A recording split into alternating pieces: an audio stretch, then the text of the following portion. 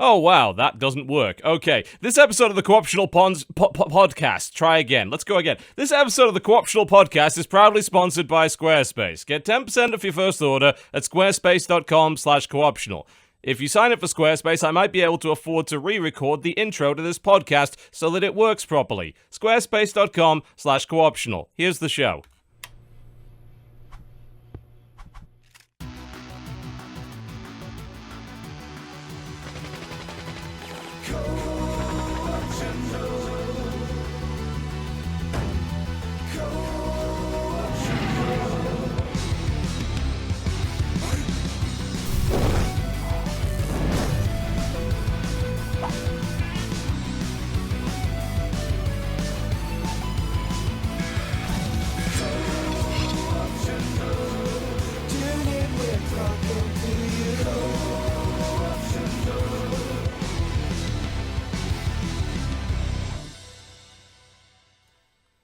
Ladies and gentlemen, welcome to the Co-optional Podcast here on the 3rd of May, 2016. How exciting. Hello, everyone. Hello. How is everyone this fine day? Actually, it is quite alright. It was storming yesterday, but it's fine now. So that's raining here.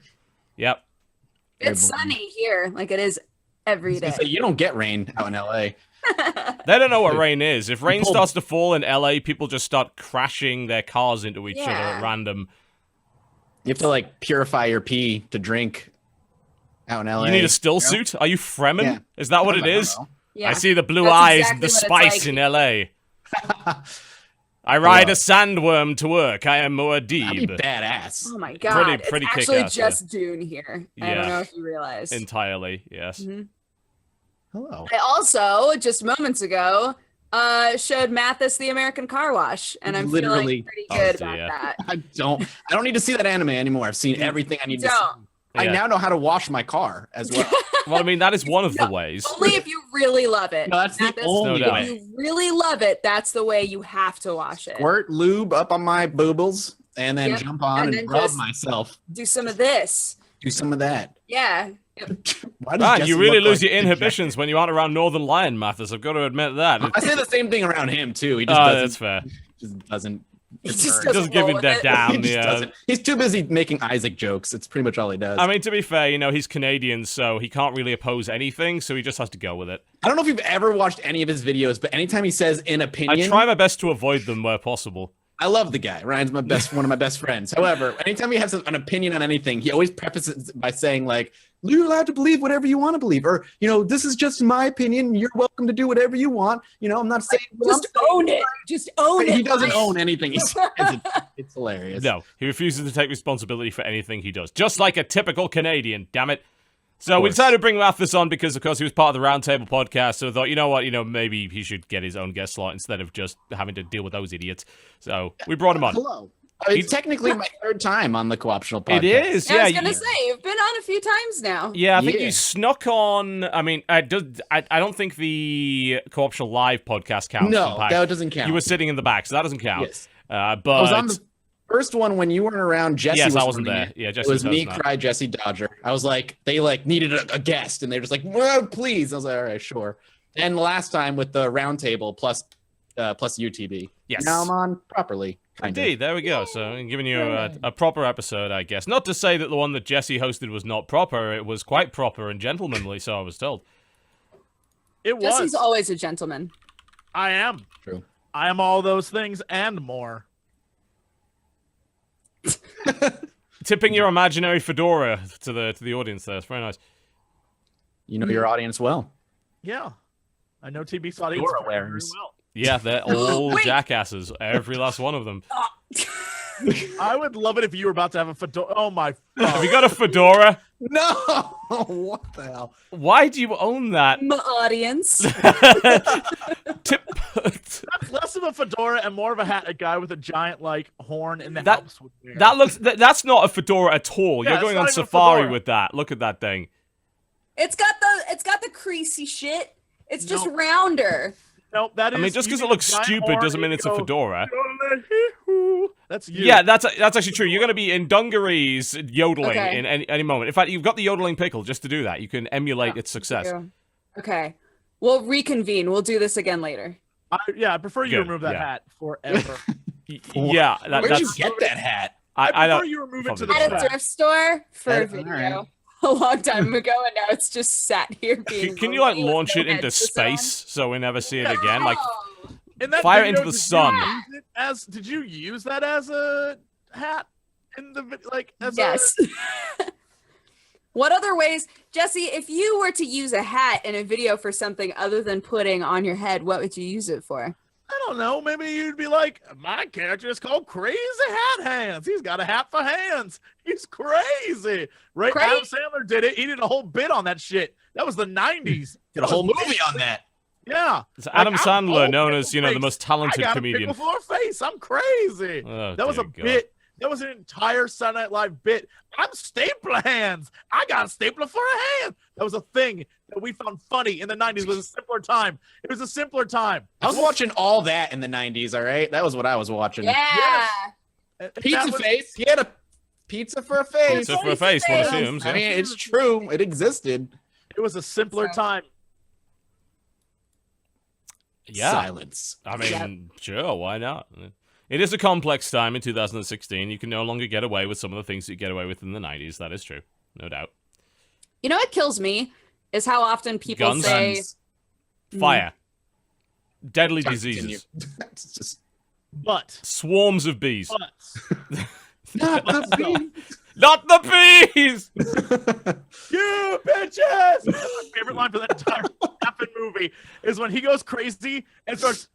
Nick Cage look, go watch that movie. He starts punching It's incredible. Like, that movie, he appears to be higher than he is in Bad Lieutenant, and that is literally a movie about him being a high Bad Lieutenant.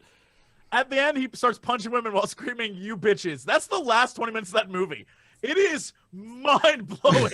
He's like, "You bitches!" you know what really creams my corn Geese? is when people tell me that I should rewatch Ren and Stimpy and that it's like stood the test of time. Untrue. Not in the slightest. So Was that ever true? unbelievably untrue. No. If you're one of those people who was like, I didn't really get it when I was a kid, but then when I rewatched it as an adult, it's like, those jokes, so funny. I'm like, No. not, Actually, though. not even not a funny show. the close to being true. I don't know what actually holds up from the 90s. Red Dwarf holds up. There's a thing. Go watch that. Robin Hood. The Disney Robin Hood The Disney movie Robin Hood? Yeah. is fantastic. It's one of the best rewatched it Disney and I movies was ever. like, It's great. this is great. Yeah, that works. But Robin Hood wasn't from the 90s, was it? No, it It's gotta wasn't. be much earlier than that. Yeah, no, she's completely wrong. I just wanted to say it because It's from 1973, Dodger. So close. Not even close. Only off It by 2 holds up. decades. Even more so. It holds up. Star Trek holds up. TNG definitely holds up. I think DS9 holds up better than TNG. Although I will Yeah, I say, agree. if you do get the Blu-ray remasters of TNG, look really good. Except they're all in 4:3 because they only Nobody's recorded in excited for 4:3. the reboot coming out. I think it's No. really No. the Really? first season of They'll ruin TNG that is like a little bit hard for people to watch now, but Yeah. it evens out. The uniforms did look Finds its ridiculous in season 1, you have to admit. Plus, Riker with no beard is not acceptable to me. Oh no, not at all. That's not the true Riker. No, it's not. He evolved into his stage 2 form Season later. 1 was a fucking mess in TNG. It just really was, 'cause they We were had trying to- Data smiling But like episode Met 1. you, and that's really all that matters. We That's got true. the line with Tasha Yar where he says that he is fully functional. Yep. You know? Yeah, Hey, Bone. That's all you need, right? Data and bones. anatomically correct. Indeed. They had bones really early too. I would have thought they would have saved that. No, It was like They were episode just trying to 3, figure it out. wasn't it? Like, it's like data fucks almost immediately, as it turns out. they're like, we want to establish this now so Yeah. that he can be the Captain Kirk of this series. Indeed. That awkward, pasty, yellow Captain Kirk of his, Yeah. the android skin. Great, but then instead they just gave us his weird evil brother. Oh, Law? Yeah. Yeah. They were like, never mind. Nobody's gonna believe that Data's banging everybody in space. We'll put it in a brother. It's fine. That's what Emotion chip. That's what he secretly did. He calls it his Picard maneuver. God. Oh dear. Welcome to Groffshell Podcast. We occasionally talk about Data's dick as well as video games. That's the thing that happened. Jesse, welcome to the show. How have you been this fine week? How have things been going? If I was tuning in for the first time ever, Then you'd have tuned out by now. oh yeah, if that's the conversation I tuned into, I would have been like, well, this does not relate to any of my interests. I'm out. And You yet go check out somehow the Roundtable podcast instead. we are still number 13 on gaming podcasts on iTunes, and that does not count our video. So you see, this is what I'm trying to figure out, because the iTunes podcast gets about 1/7 of the views we get on YouTube. So I'm like, if you add those two together, are we the top gaming podcast? I don't know. I'm gonna go with probably not, because I think Rooster Teeth is still the top because they get like We Boku just views. beat them on already. YouTube. All right. so Yeah, you're- we need to beat them. We've beaten them a couple of times. And to be fair, I listened to the last Rooster Teeth podcast. I don't think it was a single video game mentioned, so I don't think they count anymore. I'd just like to say, dear audience, just go automatically download our podcast. Like, set it as a download on your iPhone jig. Don't even listen to that shit. Delete it. Yeah, and then watch it on YouTube so I can get ad revenue. So just download it on iTunes so we get the numbers, right? Follow it on your podcast app. Yeah. Yeah. And then never listen to it. Yeah. I don't give a shit if you listen to it, but make us number one, then we can leverage it for some cool shit. What, more ads? Yeah, they want more ads, More right? ads. The But last ads time for things like Wendy's, though. As all the big podcasts are now doing Wendy's ads. Like, Really? Are you they? like I actually didn't know spicy that. chicken? Yeah. It's like, you like spicy chicken because it's fucking spicy. It's like, I want to I don't know if I'd promote fast food. I don't know if that's I the thing I'd would. do. Wendy's. I'd promote that shit. Be like, look, do you want moderately okay food? Or go to fucking Wendy's. Oh, who would totally promote that with you? Krender. Oh my god, you guys have a podcast together. There you go. Problem solved. It's all coming thing. together. No one wants to sponsor that garbage. But they sponsor this garbage. This is the kind of garbage people want to sponsor. Yeah, this is the garbage that gets Alright. views. Speaking of, I have a brand new Squarespace ad coming up later in the show, and I'm sure Is you it will gonna love work this time? I mean, what? yes, It worked yes. flawlessly at the beginning. Yes, thank Huh? you for that. I did check that one. All That the one views will you work. get is kind of awkward. Yeah, Just saying, kind should be a of bit more professional. it. Such a podcast like this, right? Okay. I mean, you are like running this whole thing, so Yeah, you put are a lot of totally faith in the you. internet. I don't Yeah, know you why. I are, can't like, you're imagine. known for your high quality videos. It's awkward that this would happen. I don't think so. All right, there's some sort of impression I'm just not getting that Jesse is doing. I don't know. Not really. I'm known for getting you're not, like, salty and referencing Disappointed Hearthstone Jesse. and Disappointed Jesse is the we're impression. just- yeah. Oh, all right. Well, I wasn't aware. I've never seen Disappointed Jesse yet, but now I have. Write that we down. see him every yeah, week no. on the Cropstal podcast. Yeah, this really. is my disappointed face. Spoiler, I'm always disappointed. Always. All right, let's get into the games we've been playing this week. There's plenty of stuff to talk about. I mean, for instance, of course, the Overwatch Open Beta has now started, so that one guy on the forums can shut up now. The one guy who can't stop using the hashtag onlywatch. Something like that, yeah. Overwatch? Yeah, if we repeat that hashtag, it might become funny at some point, but I don't know. It never will.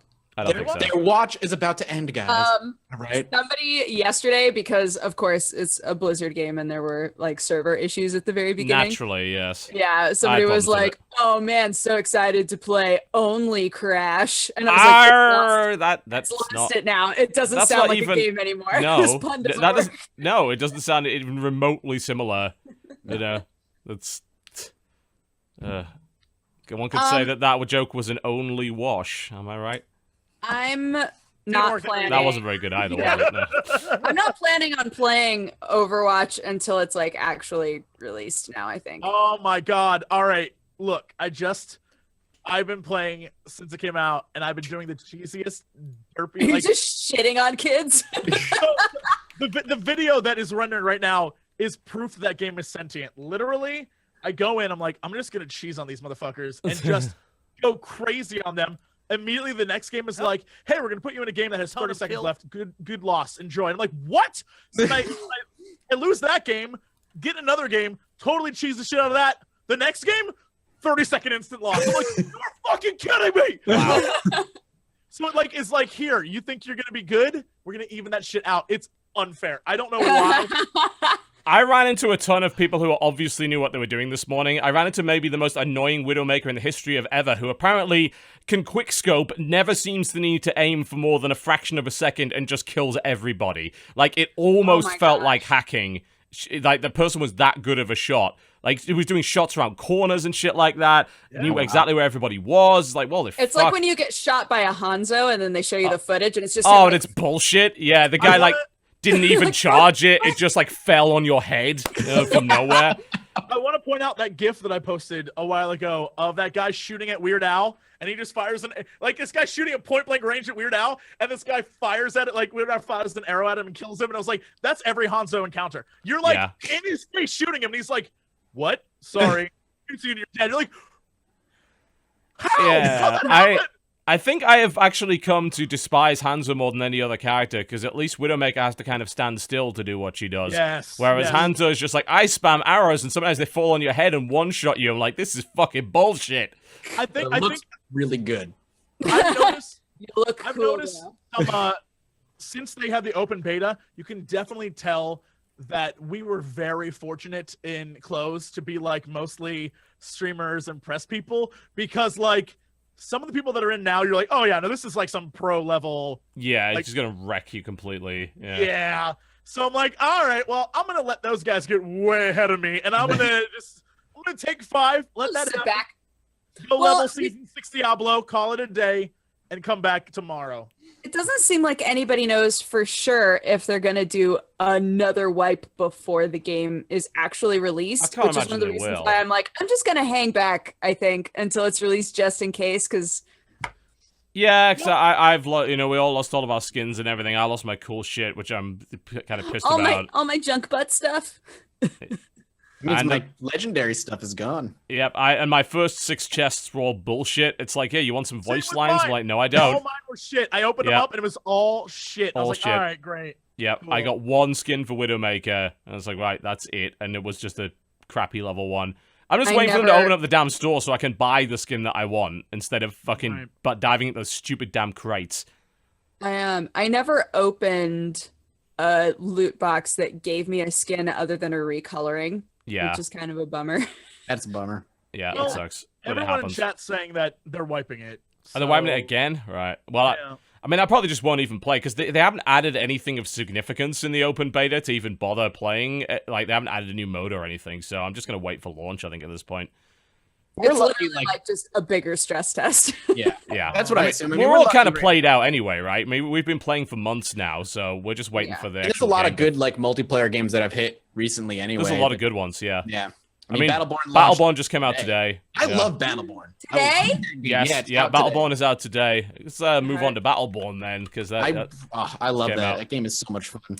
It is, yeah. It's really good. I like playing the open preview. The game is now out. It's a bit more polished. It's still like a color riot, which is unfortunate. That was my complaint. Yeah, I think it's everyone's complaint that there's like the screen gets super busy, especially in incursion mode where there's a lot of fucking mobs, a lot of PvE minions, and like the whole screen is just filled with shit. I'm gonna mess around with the options and see if there's a way that I can tone the color riot down, just to make the screen less busy. But did you play the prologue mission on the launch? Because that was pretty cool. It actually really introduced the story very well.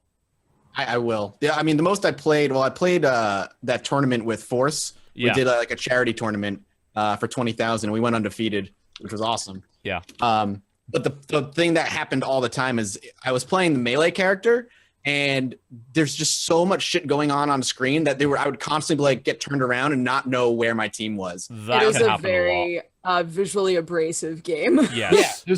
There was like when the big battle kind of balances out.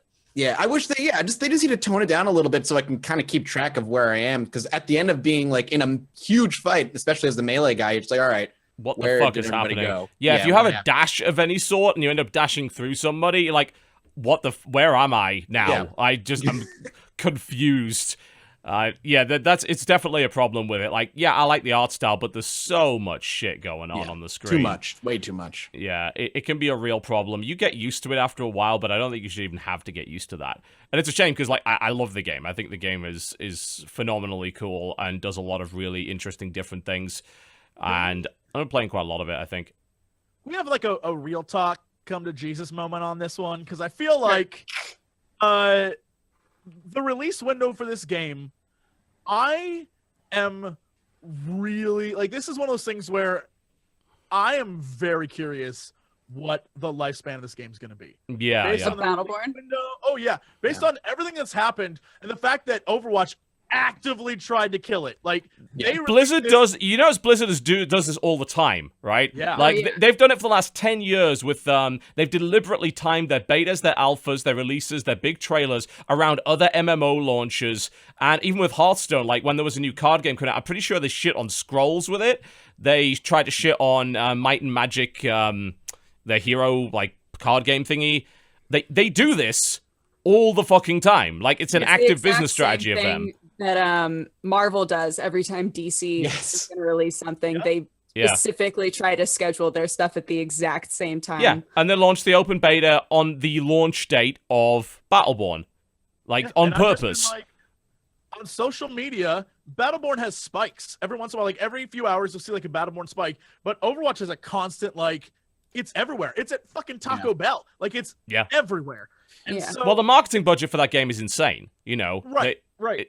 They got fucking Lamborghinis, as we saw at PAX, you know? Yes, they had they Lamborghinis did. shuttling people around for free in and Overwatch trucks shit. running over other cars. Yeah, they literally destroyed a car, for fuck's sake. talking about. You can't compete with that.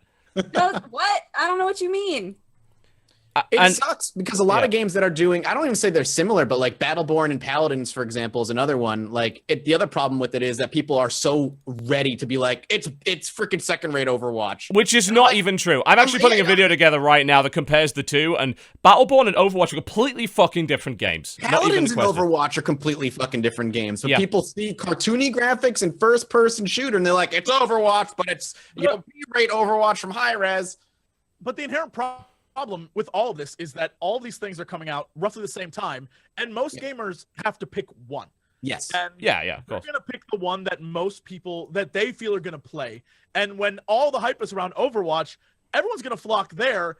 And I like, even when I see some of the trailers for Battleborn, I'm like, some of the early trailers are beautiful and phenomenal. Some of the newer ones are literally just like, yeah, no, we have 20 characters too. Also, we have a single player. Did we mention that? And it's like, wow, this seems real. Like you were like, hey guys, hi, hey, hi. We're also a game, and it like reeks of that. And it's like, oh, please, yeah. And it's a good game. That's the problem. It's a good game, and it's like, I honestly, when I look at all this stuff, like, it's a perfect storm of just shutting this game, like, fucking this game over. Like, it's crazy. Yeah, I think that it's doing okay right now. Like it's so far it's got 12,000 concurrent players on Steam, and it's been the #1 selling game on Steam for the last 36 hours. So the game is definitely doing okay, but it's obviously being like shot in the knees repeatedly by Blizzard's deliberate marketing strategy, which is. Roger, you're muted. I saw your. There you go. I saw your mouth move. I mean, it is a bit scummy from Blizzard, but simultaneously Blizzard also are not required to fucking let other companies just have a free reign. It's a capitalist market. You can't blame them for doing that. It's just they've done this constantly over the last 10 years. But, I mean, Battleborn is doing okay right now. Like, the player base is big. It's in the top 20, like, concurrent play games on Steam right now. The player base is growing, like, consistently, according to Steam charts. It's going up every hour. So it's doing all right. It also sorry. I was going to say, I do think that campaign story stuff is going to help. Probably. But not in the long term, you know. Right. Probably not in the long term, yeah. I wonder how he'll do on console as well, because, you know, obviously, like, it's out on console now, too, so we only know how it's doing on Steam at the moment. I think it also has the added negative of it being a Gearbox title, and people are still sour about probably Aliens, Colonial Marines, and stuff. And don't blame people for that, you know? Yeah. I mean, Gearbox, Randy Pitchford is a PR disaster. Oh, like, he should not open his mouth. Ever speak again. If the game is good, you should also reward the game for being good. It is. So. And it is, you know, and the fact of the matter is, like, people, it's also that you've got to blame Gearbox for their marketing in and of itself. Yes, because, absolutely. you know, there's people in chat saying, well, Battleborn doesn't appear unique enough to buy it. Well, one, it really is unique enough for you to buy it, but the chances are the marketing never showed you that, did it?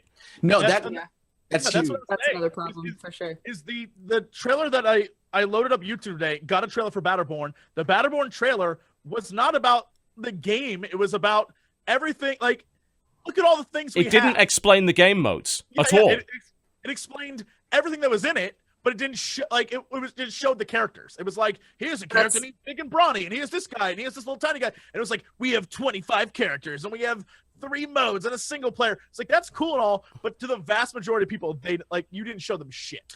I remember back at last PAX East when it was like first being shown, I think maybe, or one of the first times it was playable. Beautiful. It was yes. But it didn't go anywhere from there. Is the problem. I remember like Dodger, you played it, I think, and you were like you were praising it up on the stage. And I was and literally everyone was like, that game looks like garbage. I was like, no, it's fun. Please trust me. I remember because I was up there with you, and you guys were like, it's so good. But my attitude, I was like, I don't get it. It looks like fucking just multiplayer Borderlands or whatever, which is. I've heard it's like multiplayer Borderlands. Like, Borderlands had multiplayer, so Borderlands is multiplayer Borderlands. But secondly, it's not in any way like that outside of the, there's a bit of an aesthetic similarity and also like the sense of humor. Do you feel like there are too many games being like, look at all of our quirky characters? I think honestly, I think you're right on. Like, you hit on something here that one of the things that made oh my god, if fucking the game with the pony with Team Fortress 2. No, the fucking the pony. I don't. Yeah, I mean, there was a pony in Team Fortress 2. There was. Handsome Jack, help me out. I'm Borderlands. Borderlands. Oh, look, I'm old, guys. I may Borderlands. Early stages of Alzheimer's. Give me a break. Jesus. So in Borderlands, like the first one, that humor is what helped make some of the repetitive gameplay elements like, oh, this is great. Borderlands 2, they kick the shit up. And then ever since then, they'd be coasting on that, like, well, the game isn't like terrific, but the humor's hilarious. And I think that quirky style is what they tried to really infuse in this game. Yeah. But I also feel like they're trying to, this is what they're riding in on. This is how they're trying to sell it. Like, because in the trailer, like I saw earlier, they showed the quirky characters and how wild they were and all the crazy lines, like the one-liners they had, but showed nothing about the game. And eventually, that's not going to work for them anymore. Eventually, people are going to be like, well, that's just another Gearbox game. That's just like all the other Gearbox games. And yeah. And I also feel like one of the other things that was really interesting about Borderlands was the world, right? Like, they did a lot of showing you the world that you were in. There's a lot of world building, yeah. Yeah, and I don't think that they've made any effort to help you understand what Battleborn is, aside from quirky characters who are together for some reason. Well, and even then, the reasoning, when they finally released the reasoning trailer, it's like, well, all of the worlds are blown up, and they're the last ones, so that's why they're all different and all look totally like they're from different games. And it's like, okay, I mean, you don't even have to do that. You didn't even have to go that far. Well, no, I mean, it's like League of Legends retconned in a bunch of lore to justify why it has 100 characters, one of which is literally a giant blob of green slime. Dota doesn't even give a fuck. Like, Dota's characters, there's literally a line of lore for like each of them, and none of them make any sense. If you're playing League of Legends for the story, you're doing it wrong. There's no reason, and I think that's a good point though. There's no need. Battleborn doesn't need to worry about the story and the lore. Absolutely. So they don't need to push that shit fucking forward. They need to be like, here's the gameplay. This is why this game is super fun. And it sucks because, like we've all played Battleborn, and I was blown away when I played it the first time. Like, this is not what I expected. This is actually really fucking good. And unique didn't know that unless I played it, and I got into the closed beta or whatever. And they need to push that forward, and they're not, and it's a mistake. Remember when at BlizzCon, Blizzard showed the first trailer for Overwatch, and it played, and everyone was like, "Oh, that was like a cool animation." Everyone in the audience, at least that was there, was like, "That was cool. What the hell is it?" And then immediately they followed up with like 6 minutes of gameplay footage. It's like, this is what it is. After that, for months, all they showed was gameplay footage, and then they released story stuff. I feel like Battleborn did the opposite. They were like, here's all our crazy quirky characters. And like gameplay footage it might be the fact that sometimes gameplay footage is hard to watch. Like, it's hard to release gameplay footage when all it is color fucking. Here's the thing, though. Here's the thing, though. They actually did release a shit ton of gameplay footage. Like, their channel over the last few years, they had the official reveal trailer, which was the one that with the really cool cartoony one that got like 8 million fucking views. They then showed 18 minutes of campaign gameplay. They've had a let's play each character over the last 3 months. The problem is nobody fucking watched any of them. You know, right. They actually had a shit ton of gameplay on their channel. I didn't even raw know. gameplay, loads of it, but nobody watched it. You know, and now people are like, I don't know what this is. It's like, I feel like actually, I don't know. I don't think that they should be blamed for bad marketing because I literally think that people stayed purposefully ignorant of it because they wrote the game off as an Overwatch clone, and then they're like, I don't know what it is, they never told me. Yes, they fucking did. There's like 12 hours of gameplay on their YouTube channel right there. But, you know, what can they do about that? If they can't get people to watch it, you know, the only thing they can get them to watch is like 90-second trailers, not 20-minute Let's Plays. I think that maybe they should have gone out of their way. Not the right way to go about those things, though. No, like, I mean, the game's hard to watch because of how visually busy it is. It's, you know, Overwatch is hard to watch. This is harder than that to watch. Yeah, because of how fucking colorful it is. There needs I don't know. Like, how do they rectify other than toning the color down? Like, how do you showcase like a 5v5? Do they have a spectator mode? They don't. No, I don't think so. The game is so strategic. Like in the multiplayer 5v5 matches, it really is. I never played Monday Night Combat. I know you people have. I did. I played Monday Night Combat. Yeah. But I've never played it. Like that. It's really strategic. When I was playing in the tournament, there was like necessary team communication, like possible ganks and like taking over enemy camps. Like that stuff was important. If there was like a spectator mode where you could watch the teams doing what they're doing, I think that'd be a better way of showcasing what the game is all about instead of playing just the first person and just having like shit happening in your face. Yeah, well, I think it is. It's not going to be a streamer-friendly game, I don't think. I don't think Overwatch is a streamer-friendly game either. I think actually the numbers on Overwatch prove that too. You know, I don't think Overwatch streams don't get that many views relative to other games. Last night I actually went to go look because I saw it was third on Twitch and it had like 50,000 views. Totally, I was like, oh shit, who's streaming this?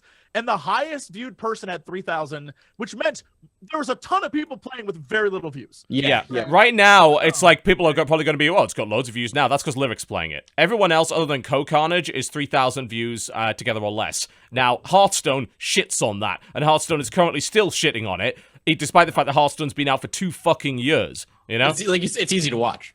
Yes, and it gives Hearthstone has that added benefit of something that I'm sure we all hate, but it gives the average viewer the sense of like, I could have done better. I know what to do in this scenario. Yes, I fucking despise that. I put out my latest Legendary video today, and people are probably awful about it because they always are. But that's the difference between that and Overwatch, which Overwatch is so fast and so much stuff is happening, is they don't have the time to be like analyze. Sit there and watch. They don't have the time to think about it. I do think that Overwatch is gonna do well if it were to gain like an esports scene around it. Yeah. Because like I don't like watching people just play TF2, but I like watching TF2 tournaments. Like watching people who are really good at it and watching tournaments. Yes. Yeah, it needs a good spectator mode. Like CS:GO has been working on its spectator mode for like 5 fucking years now. I was and actually going to say really CS:GO has a fantastic spectator mode. It does, but that's 5 years of work behind that spectator mode. So I'm hoping that we see something as good as that in Overwatch, because there was a recent tournament. I think it was either ESL or Faceit ran a tournament last week. Or was it Gosu Gamers? One of the others. And they actually had decent views. Like, it had a decent audience. So I think it has potential. I think, personally, it could be the most exciting, outside of StarCraft 2 anyway, esport thing that Blizzard has ever made. They've just got to do it properly. I don't know if Battleborn will get there. I know that a lot of people were watching it played at PAX. They had a huge booth at PAX. A lot of people were lining up to play it. And they were also doing casting of it. I could do it better, but they were doing casting of it, and people were like, it seemed to be pretty cool with it. It just, you know, the spectator mode is basic and probably not very good to watch. And weirdly enough, the watchability of a game is hugely important these days. Oh yeah. If you can't represent it well on YouTube or on stream, then a lot of people choose not to buy the game because they're not impressed by what they saw their streamer friend, you know, say about it. Yeah. Which will be a shame. If Battleborn fails, I will be sad. Me too. Because I enjoy it a lot and I want to play more of it. The launch seems to be relatively strong for the game. I just hope that it sticks around, because I think that game is really unique, and there's nothing else like it on the market right now, unless you count Super Monday Night Combat, which is a dead game now, you know.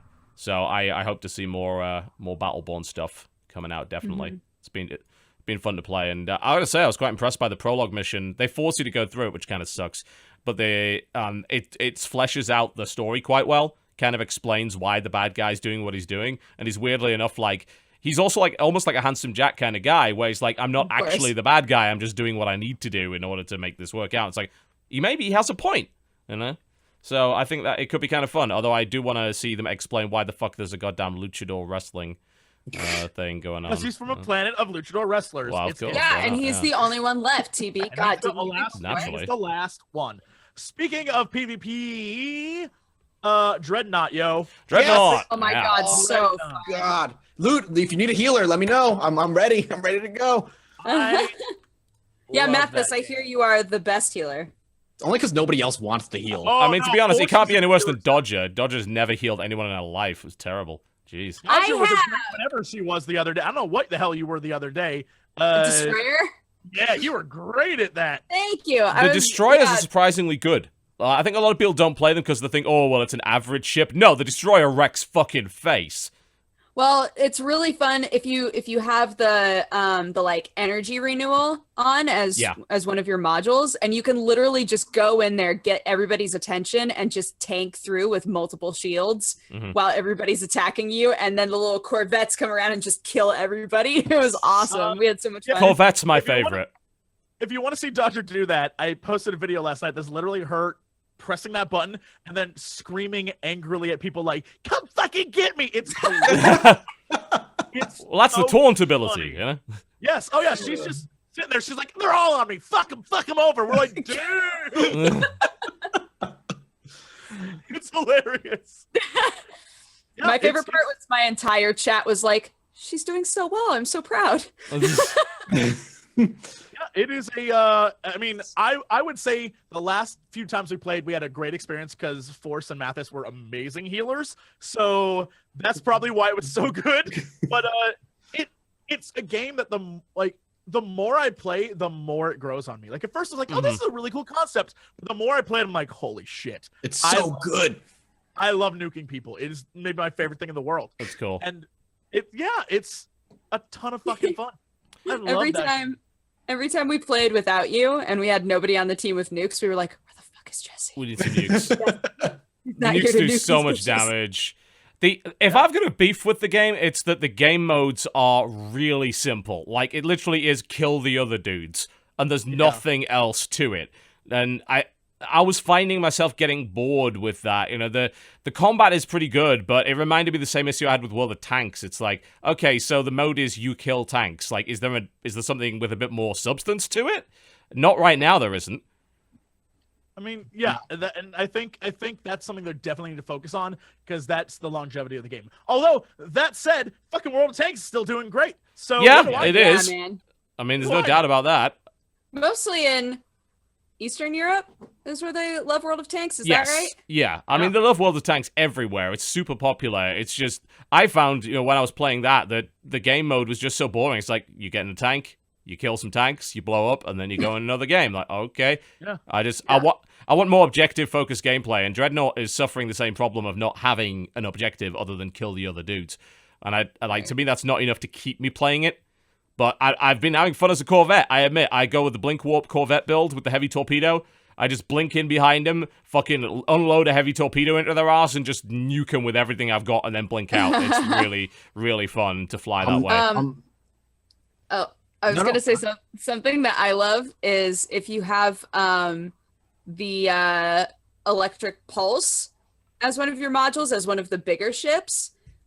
Since the modules go green when something is in range, like I always know when a Corvette's right behind me now, because if there's no other ships in front of me, but the thing is green, I'm like, oh fuck.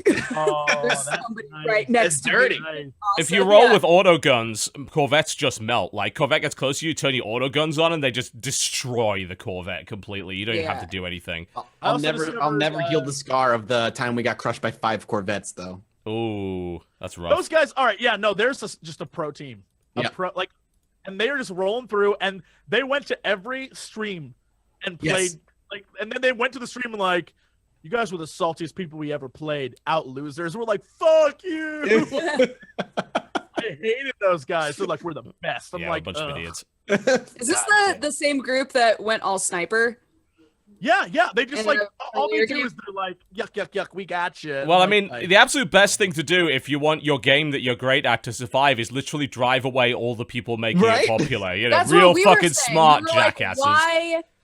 I get that, you know, when you're an alpha player and then people come in for the beta, you're like, oh my god, this is my time. This is my time to like shit on people. And let's shit on people and drive them away so when the game finally launches, no one will play it with us. That sounds like a really good idea. I don't mind getting crushed by a better team if they're playing like a legit game against us. They're playing but they did like it's the douchey. Yeah. Well, it's not even that. Like, if they want to play a strat that wins, that's cool, but don't fucking go into the chat afterwards and then shit on someone who's literally been playing for 20 minutes. It's, you know, that just being super BM for no reason is the problem. Yeah. And then coming to being in the streamer chat and be like, you fucking salty ass motherfuckers. Blah, blah, blah, blah. Oh god. It's the worst. I mean, it wouldn't be surprised me if the dev team just comes down hard on them. It's like, stop driving people away from our game. Shut up. Shut up. What the fuck are you doing? We need these people. It's you know, it's not brilliant. Not to say that we aren't massive hypocrites about that, because we do that to Overwatch players. But the thing is, we don't go into that chat and then shit on them. like that's the difference. I do that by myself on a team of 6 other people, and that's just me. That's not like I didn't like, hey, gang of friends, let's all be Soldier 76 and run in and cheese these guys. We're like, all soldiers now. Yeah, like no. We do that drunkenly and then lose, and we learn our lesson. That's how we roll. Thank you very much. You know, what's weird about Dreadnought is that quite a few people have been saying, oh, well, this is really similar to Fractured Space. So it's like, well, you know, games tend to come along in 2s and 3s where there's some similarities. Yeah. Fractured Space is much more like a Dota game. Like, it has lanes and it has minions and stuff like that. And I was thinking, you know, maybe I like the gameplay of Dreadnought, but if they don't flesh out the game modes, maybe I try Fractured Space instead, because it looks like that has more fleshed out game modes. Problem is, like, nobody's playing that game right now, and it's still in early access, so... I don't know. We'll see. I want to find out which of those games is the one that's going to keep me interested, and it's probably the one that's a bit more complex. But Dreadnought's cool. Yeah. Love it. Yeah, I want to play some more tonight, hopefully. I played a ton of that this week. Yeah, once I got it fixed. Those, by the way, who are having problems with Dreadnought, apparently it was the NVIDIA hotfix driver that they released, and Visual C++ fucked everything up. So basically you have to reinstall those, and then the game works fine. Yeah, of course. Yeah. NVIDIA somehow I installed that new stuff, and my Windows start button no longer worked. I don't know what the hell it did. My start button stopped working. Same. My start button still doesn't work. That's common Windows 10 problem. I have a problem where with Windows Explorer, if I right-click on a file and go to open with, it freezes my Windows Explorer. You all have Windows 10? Yeah. Yeah. Freedom from that still. Yeah, I just installed I just put Windows 7 on this with Rufus bootable, and I'm just like, I'm gonna put Windows 7 back on because I just put it on my other drive because there's something going horribly wrong with it. Oh yeah. So I don't know what's up with that. But hey, never mind. Clash Royale update today. Very exciting for everybody that is not Jesse Cox. Yeah. Jesse's like, all right, bye. Jesse's become that guy on the forums who's like, oh, I want to kill myself every time we talk about mobile games. Like, well, you know, get your bullet. I'm with you, guy. I'm with you, dude. Non-forums, call me. We'll go out and get a drink and complain about TV. Like, I hate when he does that. What a dick. I don't give a fuck.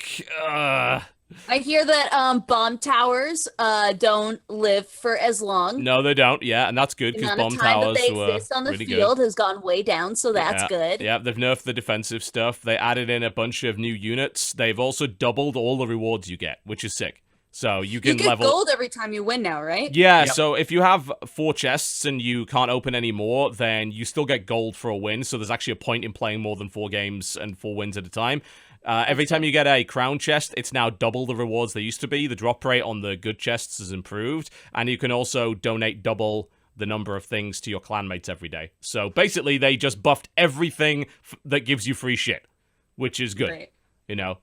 Which is surprising because it's like, we've got a bunch of people in the game now. Yeah, when you're making $150 million a month on Clash Royale, they can afford to be a little bit generous with the shit. Yeah, I guess. God damn. Yeah, that game's doing really well.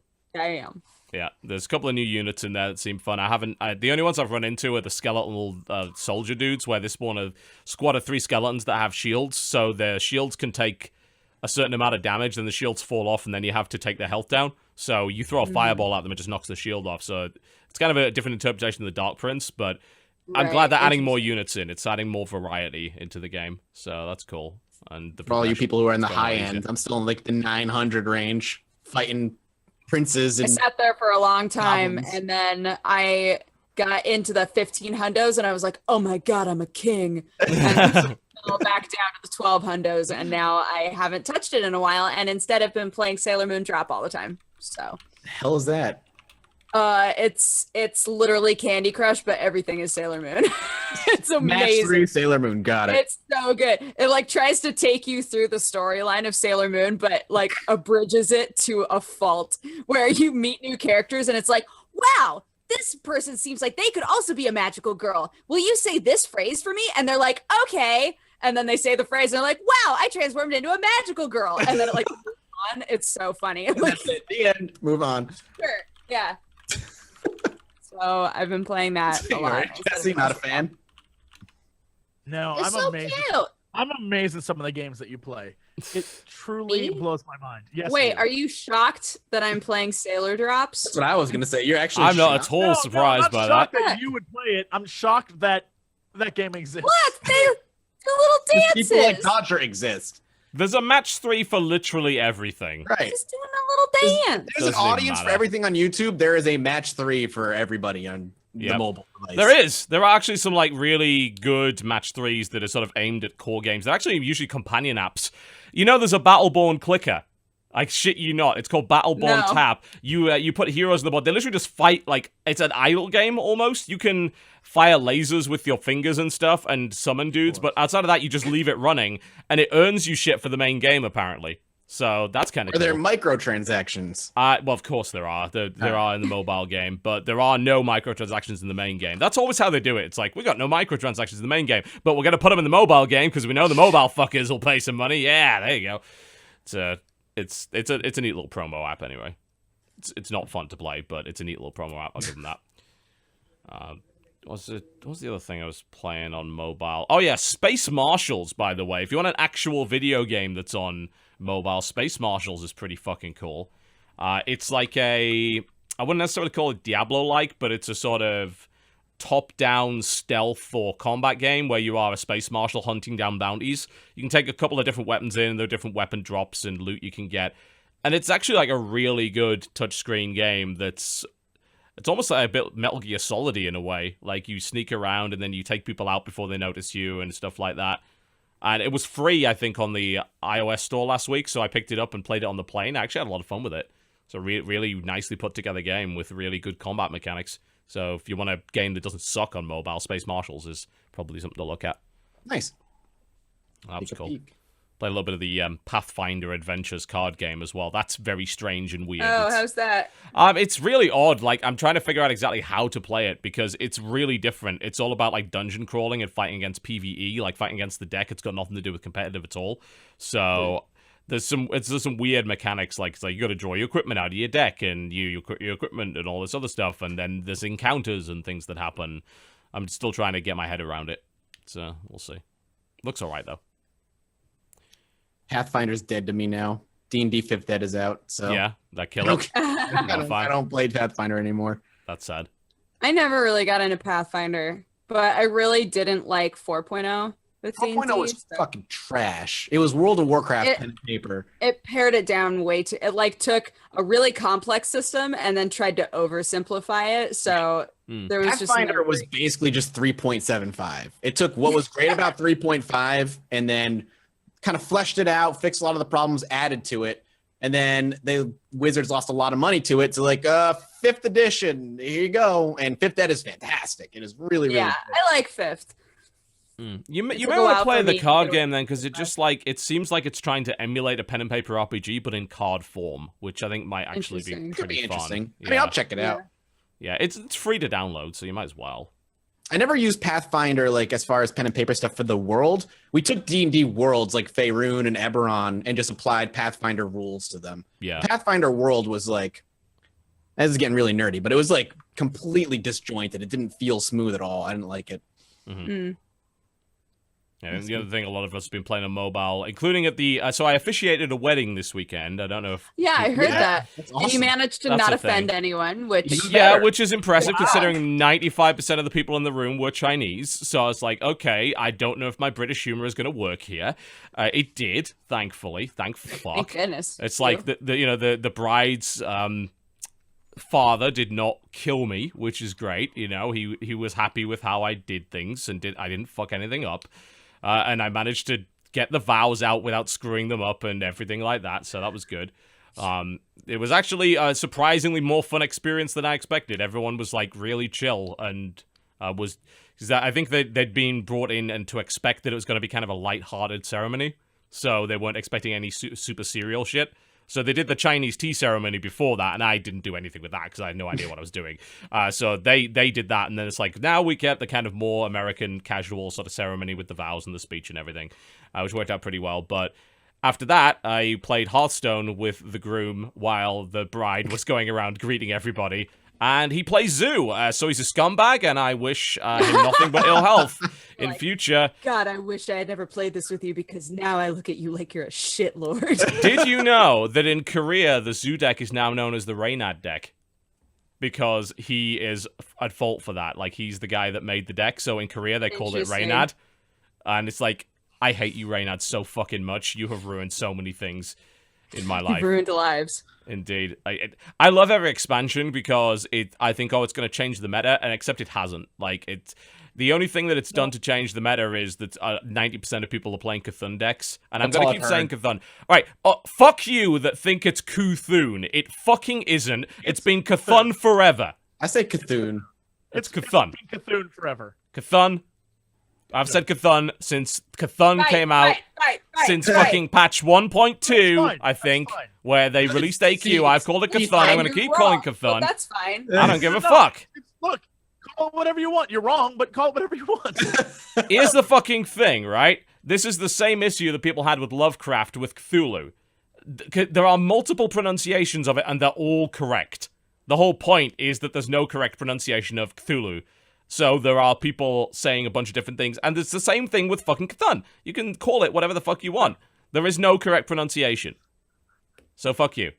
And even if you think there is, I don't care. I'm going to keep calling Cthulhu. You did like a complete 180 in this conversation, like all by yourself. You started off being like, it's Cthulhu, fuck anybody who says it differently. And now you're like, but I mean, it's just one of those tomato sort of. Yeah, but fuck them anyway. Listen, I just want to tell them to fuck off. Have any of the voice actors in the game say the name? There is a panda, but can you trust the panda with correct pronunciation? No, you can't. He's from a different land. Is that your way of saying that the way the panda pronounces it is Cthulhu? And it's Cthulhu. Cthulhu is what he says. And that's wrong. That's clearly wrong. So, fuck that panda and fuck you. What an ass. Outside of that, though, I do like, I think I'm just going to be playing Wild from here on in, because Wild is the format where you can play literally every card in the game. And that means you don't run into Cthulhu decks consistently, so that's cool. What deck can I play that costs me $0? Cthulhu. I have to get Cthulhu, don't I? No, you get them for free. Oh. That's the thing. You get you can get like 13 free Old Gods packs, and you get Cthulhu as soon as you log in. So that's why everyone's playing Cthulhu decks, because they're viable, they're cheap, and they win like all the time. So you might as well. How long before they get nerfed? Hopefully quite soon, because I think Cthulhu is fucking broken as shit, and the deck is way too easy to play. But it's either that, or you run into more Zoo or more Face Hunter, which is the same shit as it always was. So there is that. So yeah, I'll probably just play Wild and hope to run into interesting decks. I don't mind being beaten, I just don't like being beaten by decks that literally could be played by a dog. You know? It's like, there is no brain power involved in this. That'd be amazing. Yeah, you don't gotta insult dogs. Yeah, dogs. Speaking of dogs, our dogs decided they would pick a fight with a skunk. That maybe have been the worst thing. I saw the tweets. Oh my god. Oh no. So we were at Walmart at 2:30 a.m. trying desperately to get like homemade ingredients to wash out skunk spray from a dog's fur, which, as it turns out, is really fucking hard to do. And then we just burned the clothes that we used, because we shampooed them, we hosed them down, because obviously we didn't want to use the cold hose on them, so we brought out buckets and did like shampooing and cleaned them up, and then we just burnt the clothes we were wearing, because like the smell is never going to go away from them. Like, you are fucked at that point. So well done to the dogs for defending the garden from the skunk, but holy shit, the smell was unreal. It was like a mixture of burning rubber with rotten meat. It was the worst smell I've ever experienced. My nasal receptors just shut down. It's just like, nope, fuck this, I'm out. So like, what? Oh my god, it was, yeah. I hope you never have to deal with that. Last night, some dude was teaching a dance class in the middle of my street, and it was maybe 11 o'clock at night. And there was a dude on a megaphone going, 5, 6, 7, 8, and turn, and snap, snap, snap, snap. And it was really loud, and you could hear all of these people just like grooving and thumping music, and my cats would not leave the window. They were like, yeah, this is some good shit. They were just like sat next to the window as close as they could possibly get and just stared out the window the whole time. I was like, get your groove on, I guess. But my God, they were out there until we went to sleep at like 2 a.m. I would have been out there grooving, shouting like the oldest man who ever was old. I would have been like, go to bed! Yes. Oh my God. It's like, some of us have to work. Oh yeah. No, that would not have flown in the Jesse Cox neighborhood. I would have been like, y'all motherfuckers need to be quiet. Yeah, I admit I have become like more very loudly passive aggressive towards people that do that. Just the people that annoy me in public. Man. I think so. I've just stopped giving fucks. I'm just very, very loud with it. Like the people that stand on the travelators, like the moving walkways in airports, and they, travelator. There you go. That's my new favorite word. Travelator. It's a great word, right? Yeah, it's a real thing. Look it up. They stand like to a side and they block the whole thing instead of standing on the left and walking on the right or whatever. Yeah. And I just say really loudly, wow, I mean, it's really awful when people don't walk on the walkway or whatever. You know, I really need to get where I'm going. I just say it as loud as possible until they get the fucking idea. I don't know if I call that passive aggressive. I like how you aggressive. Save so much time just going, excuse me. Just walking up and saying, go by them. They don't learn that way. They don't learn that way. Like, at that point, I'm the one being rude by asking them to get out of the way. If I'm passive-aggressive for long enough, they'll feel guilty and really shitty about themselves. You're fucking life, TB, because you're never going to beat that person again. Fuck that guy. No, he's gonna show up in chat next time, but well, I mean, I assume that guy's like part of my subreddit. I met you on the Travelator that one time. That's the Travelator, yes. We like to call it the walkie-talkie slidey in the British Isles. It's rather wonderful, really. Like technology, it's incredible. We're just old. Yeah, I think so. That's all it is. I think so. Don't do parties anymore. Yeah, we do. We do Game of Thrones and donkey viewing parties. That's my kind of party, if you want to call it. Like, ain't no party like a donkey party. Have a drink, relax. I can't do like the Twitch parties where there's just like a fucking ton of people. I want to be in bed by like midnight. I mean, to be fair, the Twitch parties have mostly devolved into bowling now, which I'm actually okay with. It's like they've realized that nobody who goes to a Twitch party is cool in any way, so they just do bowling, which to me is fine. Last time I went to a Twitch party, it was like there was a bowling lane and there was a huge crowd of people. I was like, what is going on over there? Bowling, and it was Markiplier bowling. Oh, of course. It's just a swarm of people. It's like, he's got a huge Twitch presence. He doesn't even stream on Twitch. He doesn't even stream. What the fuck was he even doing there?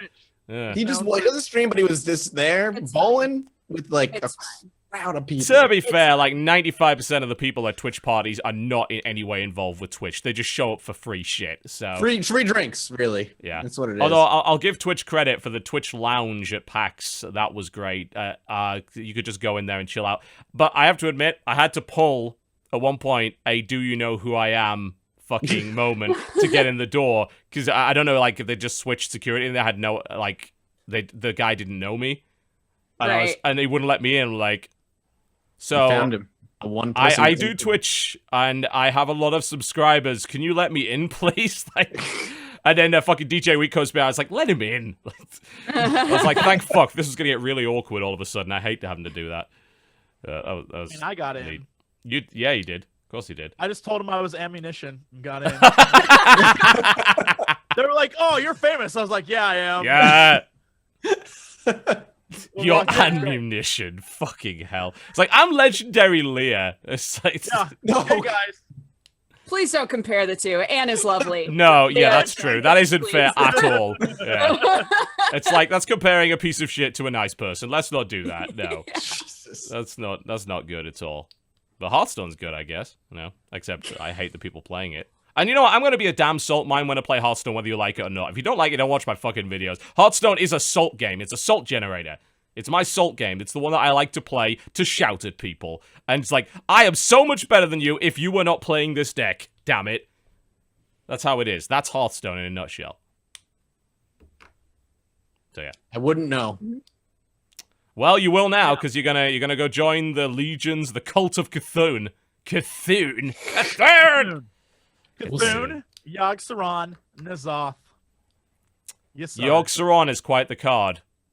Oh my god, the RNG that's compels the you. card. That's the card. That's the card that kills itself constantly. It never survives its own turn because it literally casts spells on itself and dies. Like, what the hell is even going on with that? Could we not? Please? Could we not? Yes, could we buff it so that Yogg-Saron does not kill itself? That would be great. I don't feel that's what an old god would do. Or maybe you can't understand old gods, just like you don't know how to say their name. You don't know old gods. They do what they do. Yogg-Saron's the ball of madness. You can't claim to know what Yogg-Saron thinks. Yogg-Saron drives men to tears and animals to fears. You don't know. You don't know. Animals to fears? What? Animals to Fear sounds like a great 90s album. I was gonna say like Tears for Fears. That's Like what? It sounds like to me. Animals to Fears. There I don't know you what go. it means, but it sounds super fucking deep. It sounds way too deep for this podcast. Speaking of old gods and the annihilation of the world, squarespace.com/cooptional. We will be right back after this ad and a wonderful music break. Don't go anywhere. Enjoy the wonders of Squarespace.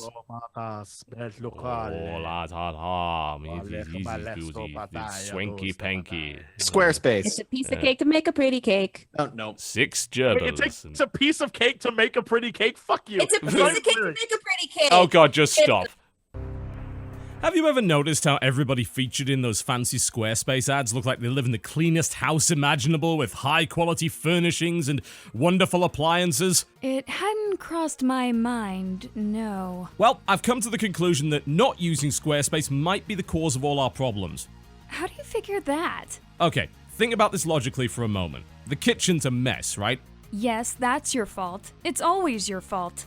But what if it wasn't? What if it was because we weren't using Squarespace enough? You realize that Squarespace is a service which allows you to build a website for whatever you'd like. It's not going to clean your kitchen for you. That's your job. Ah, yes, but what if I used squarespace.com/cooptional, yes, that's squarespace.com/cooptional, to get 10% off my first order, then set up a website? If the ads are to be believed, my house will be clean and stylish in no time. You realize that's because they cleaned up the places they were filming beforehand, right? Not because the website magically does it for you. Preposterous! I've been led to believe that Squarespace lets you create a website for whatever you'd like. It does. What's your point? Well, I would like my website to clean my house for me. That's not how it works. But it could, if I expressed my boundless creativity through Squarespace's simple yet powerful interface. No, making a website that cleans your house isn't creative. It's literally sorcery. Does squarespace.com/cooptional offer me 10% off sorcery? No, it doesn't. Look, you can make an awesome gallery that showcases our clean house and awesome stylish furniture, but first you'd need to clean the house and buy the furniture. What about arcane rituals? Not supported or endorsed in the terms of service. Blood sacrifice? You can't claim that Squarespace supports blood sacrifice in an ad. Squarespace supports blood sacrifice. See, I totally can. Blood sacrifice. You should. No, you shouldn't. Just stick to making galleries, blogs, e-commerce stores, portfolios, resumes, anything but sorceress magic's drawing power from the blood of the innocent. Blood of the innocent. You should. Stop it! Squarespace, create a website for whatever you'd like, but probably not satanic blood rituals, demon summoning, arcane sorcery, necromancy, pyromancy, or balloon animals. The last one is legal. I just don't like balloon animals. They're like Heathen sculptures for idiots. Visit squarespace.com/cooptional for 10% off your first order and help me, through your referrals, buy some nicer furniture. Seriously, this stuff's from IKEA. The cats have wrecked it already. It's awful. Squarespace, you should summon the old gods. Please, don't. No, we'll all die.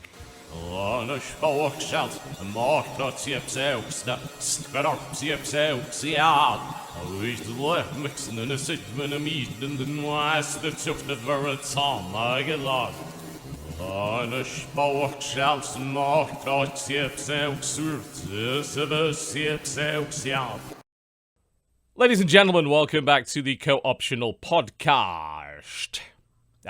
Cursed. Yes. More video games. What else have we been playing this week? Anyone got a hat to throw into the ring? Yeah, go. I finally played a side-scroller platformer called Rabi Ribi. And how the fuck do you spell that? RABI-RIBI. Rabi Ribi. Okay, got it. It is a game that's by Sekai Project, and if any of you have played Sekai Project games, you're like, oh, so it's got anime girls in it. Yes, it does. Literally every character is an anime girl. You play a bunny who has turned into a bunny girl, and you find yourself in a world filled with people who are obsessed with bunnies because bunnies have disappeared. And so there's an entire like cult of girls who wear bunny ears but are not real bunnies, and they're hunting you while you're trying to find your old master or like your old owner. It's a game. It's a game. That is a video game. Yes. Yeah, you meet a little fairy girl, and she definitely has a secret. I think she's a bad guy. So you use the bunny girl to do like close-up melee attacks, and then the fairy girl you use like her magic to do ranged attacks. So I thought that it was pretty fun. It was one of those games, though, where every time it would stop to put in plot, I was like, I don't care. I'm looking at the plot, as you call it, and that sure is some good plot right there. It's a good plot, right? Yeah. That's a very Sakura clicker level of plot going on. You, without seeing the images of boobies, when you're hyping up the fact that one of the main characters, you're like, she could be a bad guy. I was like, that sounds cool. You're like, fuck that plot, though. All right. I don't know. It's just the world is kind of, I don't know how to describe it. I'm just kind of like, I wanted to play the game, but it kept like stopping the game to be like, and then there's this character who might be in love with this other girl, or then there's this thing that's going on with this and then we got a little weird scene, and I'm like, all right, I just want to know who the fuck transformed me from a bunny into a bunny girl. Maybe that fairy did. Maybe the fairy, that's the fairy secret. Well, Rabies sounds like a really fun game, so Rabies. No doubt. Rabies-Rabies, yeah. Played that for hours. And I also played the Temi dating sim. Of course you did. Yep. That video is going to be going up on my channel the second this podcast is done, if anybody wants to watch that. It's an Undertale dating sim that was made where you go into Temi Village and you talk to all the Temis. And it's great. And I got to do this voice like forever, and it was fantastic. God. So, yeah. All right. Well, cool. there's the gun. There it is. We were all it was very relatable. I was waiting for an opportunity to present the hand cannon. It's not a real gun. I know. This is fucking Trigun is what this... Guys. I do want to point out that I'm not pointing a real revolver at my head, no, but I think that was an appropriate time to do that, yes. Isn't it fucking beautiful? Remember the first Batman when the Joker pulls out that gun? It's got a bang in the end of it, yeah. It keeps coming? Yeah, that's that gun, where he just keeps pulling it out and the barrel's longer. Pretty much, yeah. I think that's exactly what it is. Yeah, if I want to shoot down the bat plane, I am fucking sorted. Thank you very much.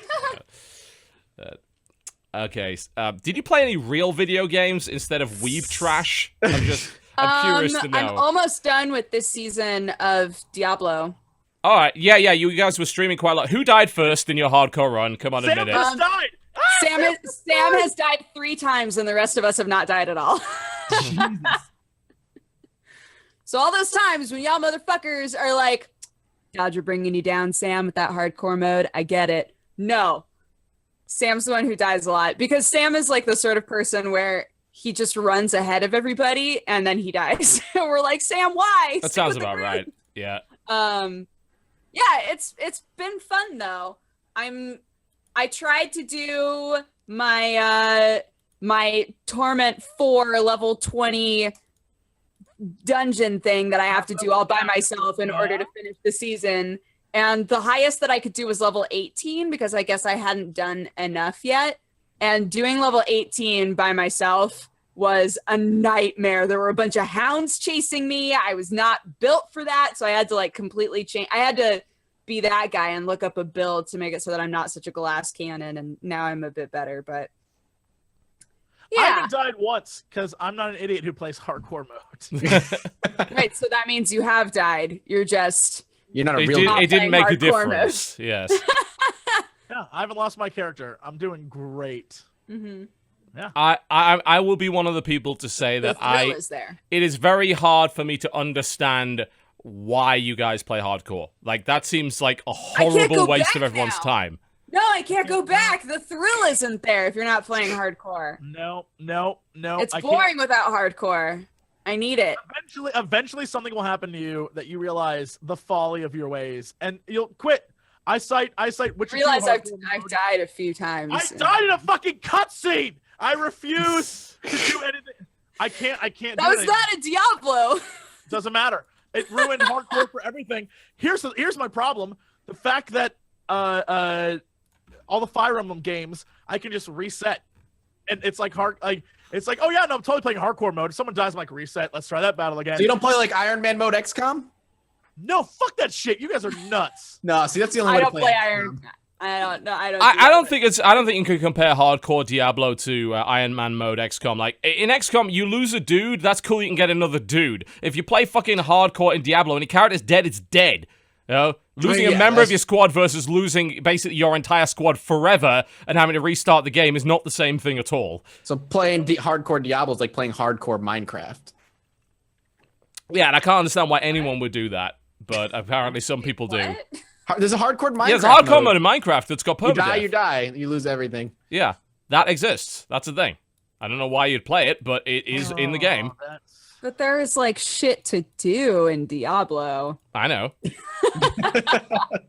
Like with each season, you can be like, all right, I did all 4 chapters, and now I'm done until next season. You want to spend 60 hours building a castle only to be blown up by a creeper you didn't see and lose everything? Well, there you go, hardcore Minecraft. That sounds like a lot of fun. Excuse me while I go and suck on a shotgun. That sounds like a bit more fun than that. Uh-huh. But hey, if you want to play that, you want to do that, it's all that's up to you. Just a thug like I am. And that's fine. Just own it. Yeah, no, you're a thug. You're definitely a thug. Yeah. I know. I'm okay with not being a thug in this situation. That's okay. You are so thug is what you're trying to say.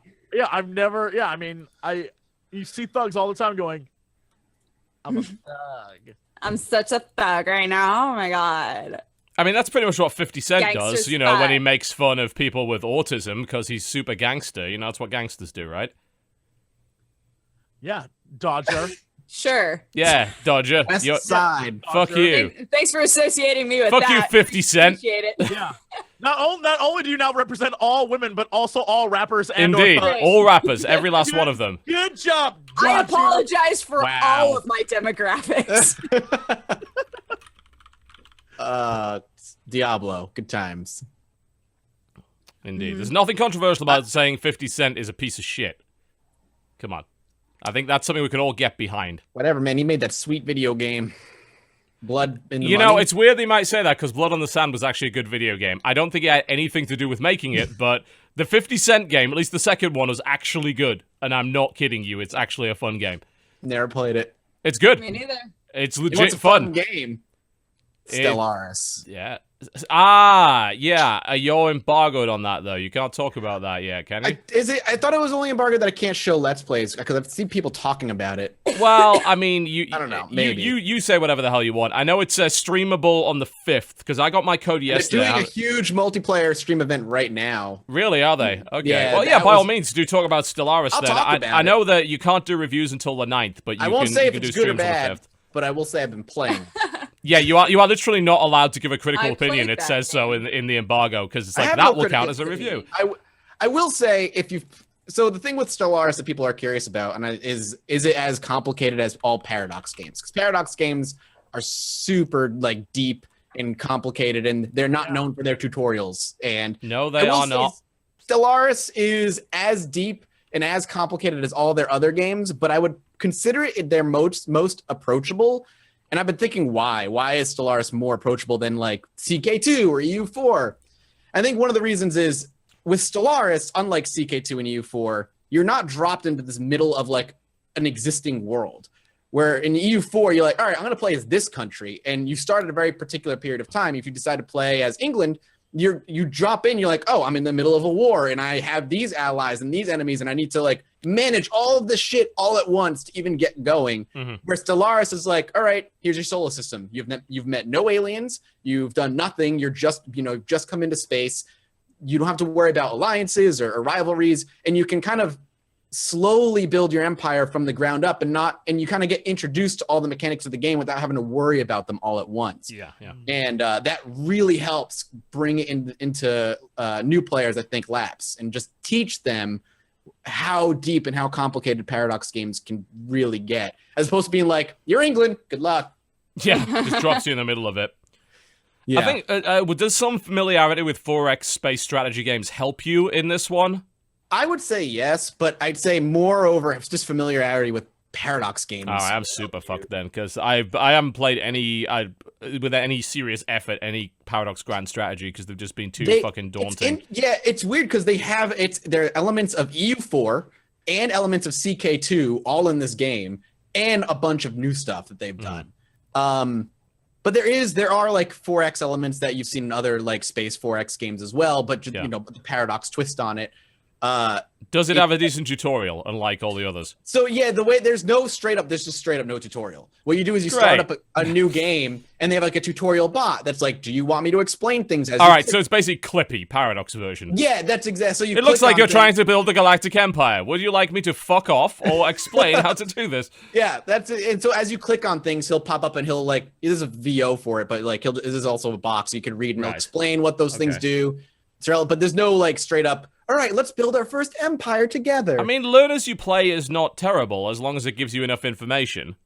I can't tell if it's good or if it's just my knowledge from hundreds of hours in CK2 and EU4 carrying over. So I have no idea. But I can't say if it's good or bad, but I am going to say I'm playing more later. So how's the combat in that game? It's good. It's not like in EU4. It's what you just have like your two little figures with numbers, and you just see numbers flying around. There's your fleet is actually represented. You see all of the ships in the fleet. They all move around in real time, but they have a number next to them representing their power. And you can build your own ships, so you can put your own custom weapon. You build your own like Corvette or battle cruiser with their own different rank of weapons depending on what you have researched. And the battle plays out. You can see the battle, but you don't have like any interaction over it outside of like go attack them. And then they'll go and attack them. Okay. So one of the things I did see for this game was that they are super down for mod support. Oh yeah. All Paradox games are. I'm waiting for the Star Wars mod. The Star Wars mod is gonna happen. I'm waiting for the Star Trek mod. Let's have that. Yeah, the Star Trek mod's what I want. Yep. I am 1 billion% down for all of this shit. Like all the cool mods are gonna be great. That's what's gonna sell me on this game. Yeah, the mod support for all CK, all Paradox games are great. The CK2 mod, there was a total conversion Game of Thrones mod for CK2, and it was incredible. It was just so good. Yeah, I'd love to see a Star Wars, Star Trek, like all that good stuff would be awesome. I know somebody was talking about doing a complete conversion of the universe and putting like the EVE Online universe as like the universe you play in. That'd be cool. But it's I'm gonna play more of it. All right, so so you like it? Great, cool. All right, Great. I didn't say it. yeah, no, I'll say it for you. Thank You're you. enjoying yourself. Yeah, no, it looks cool. I definitely, it's something that I want to check out. But yeah, I think it has that. I don't want to say real barrier of entry, but it has that like fear barrier. Like I look at them like this may be too much for me. And It's I haven't intimidating, So overwhelmed. right? Me too. There's Yeah, so much going on. Yeah. I want to. This is the one that I'm going to try and get into, though. You know, I didn't get into CK2. I tried. I couldn't get over that wall. I'm going to try this one, and hopefully it'll work out. It's really it's interesting with some of the decisions they've made and like the aspects of CK2 that they brought over. Like you can choose your races basically two. Like if you can make your own race if you want, and you can choose like their two personality types. So they could be like fanatic capitalists and or like there's like a fanatic pacifists that I've seen. Militarist. Yeah, basically. Or Peace! militaristic like democracy. This is all kind of like, you know, America basically. But that America democracy, that's cute. also true. Space America? But that affects how other AI empires will act and react towards one another, and it really kind of lends itself well to just having a different game every time you play, like drastically different game every single time you play, which I love. Cool. Yeah. I want like in, that. definitely. I mean, yeah, this will be a good tide over till Master of Orion actually finishes, because, you know, right now I probably wouldn't play Master of Orion because it's missing so many features and there's definitely some things that need changing. But this is going to be hopefully done by, I mean, you know, we've got the copies now. You know, the reviews are going to be out in 6 days. So that means I've got 6 days to learn the fucking thing. That's going to be fun. It's not going to be that bad. It's not like the other games. And I think the reason, like I said, is because you're just not dropped into hell, you know? Like the easiest way to start in CK2 was to just start as Ireland because they had the least shit happening during that year. And you could kind of like manage yourself a little bit better than say dropping in as like the Byzantine Empire. Ireland. They had the least shit happening. Until half of them starved, it was fine. At the time. Yeah, Until at the time, the centuries of oppression from the English, it was fine. Yeah. Speaking of space games, have you played Offworld Trading Company? Yes. No. It's very That good. game is pretty fucking cool. So one of the lead designers on Civ, I think is a fellow by the name of Sorensen, if I recall correctly. Soren Johnson, Soren Johnson, who worked on Civ, made a game with a company called Mohawk and with Stardock called Offworld Trading Company. It's been in early access for a while. It's now officially out. And I played a bit of it in early access, and I've played a bunch of it over the last 2 days. And it's really cool because it's a completely unique type of real-time strategy game. It's not got any combat in it whatsoever. You fight with capitalism and dirty tricks and sabotage, but mostly capitalism. So the whole idea is you're a company working on Mars, and there's a Mars colony who needs your shit and is willing to give out claims of land in order to actually let you build on. And you have a certain number of limited claims that you can place buildings on. And when you do that, you know, it's like, okay, I found iron. I'm going to go mine some iron. Or I found some water. I'm going to fucking get some water and shit. And you've got to build up what you need for your colony to subsist on itself, but also to make a profit. And every time you level up your HQ base, you get new claims, which means you can place new buildings. But the whole thing is a giant economy where the prices of things are constantly shifting. So there might be a shortage of food, so you can exploit that. Or there might be a surplus, so you can buy up a bunch and put it in storage to use it later. If you want to make material like glass and you don't have the raw materials to make it, you can buy those in. You've got to pay for power as well. You can take control of like the global energy market and stuff. And that's how you make your money, and then you can spend your money on basically buying out the other companies. The way that you win is by buying all the stock in all the opposing companies. So you want to get them into huge amounts of debt, because you can never run out of money in that game. You just go into debt, and the more debt you have, the less your company is worth. So your stock value goes down, which makes it much easier for people to buy shares in you and then buy control of your company from you. But you also have the black market, which is a bunch of fucking sabotages. So I can send space pirates to go and intercept the trading ships of the enemy and shoot them down, or I can steal, I can cause a mutiny, I can EMP an entire colony, I can fucking send a computer virus in to fuck with them. And this is all done in real time, and you can play it in multiplayer. And in multiplayer, it is the biggest galactic dickery simulator you can imagine.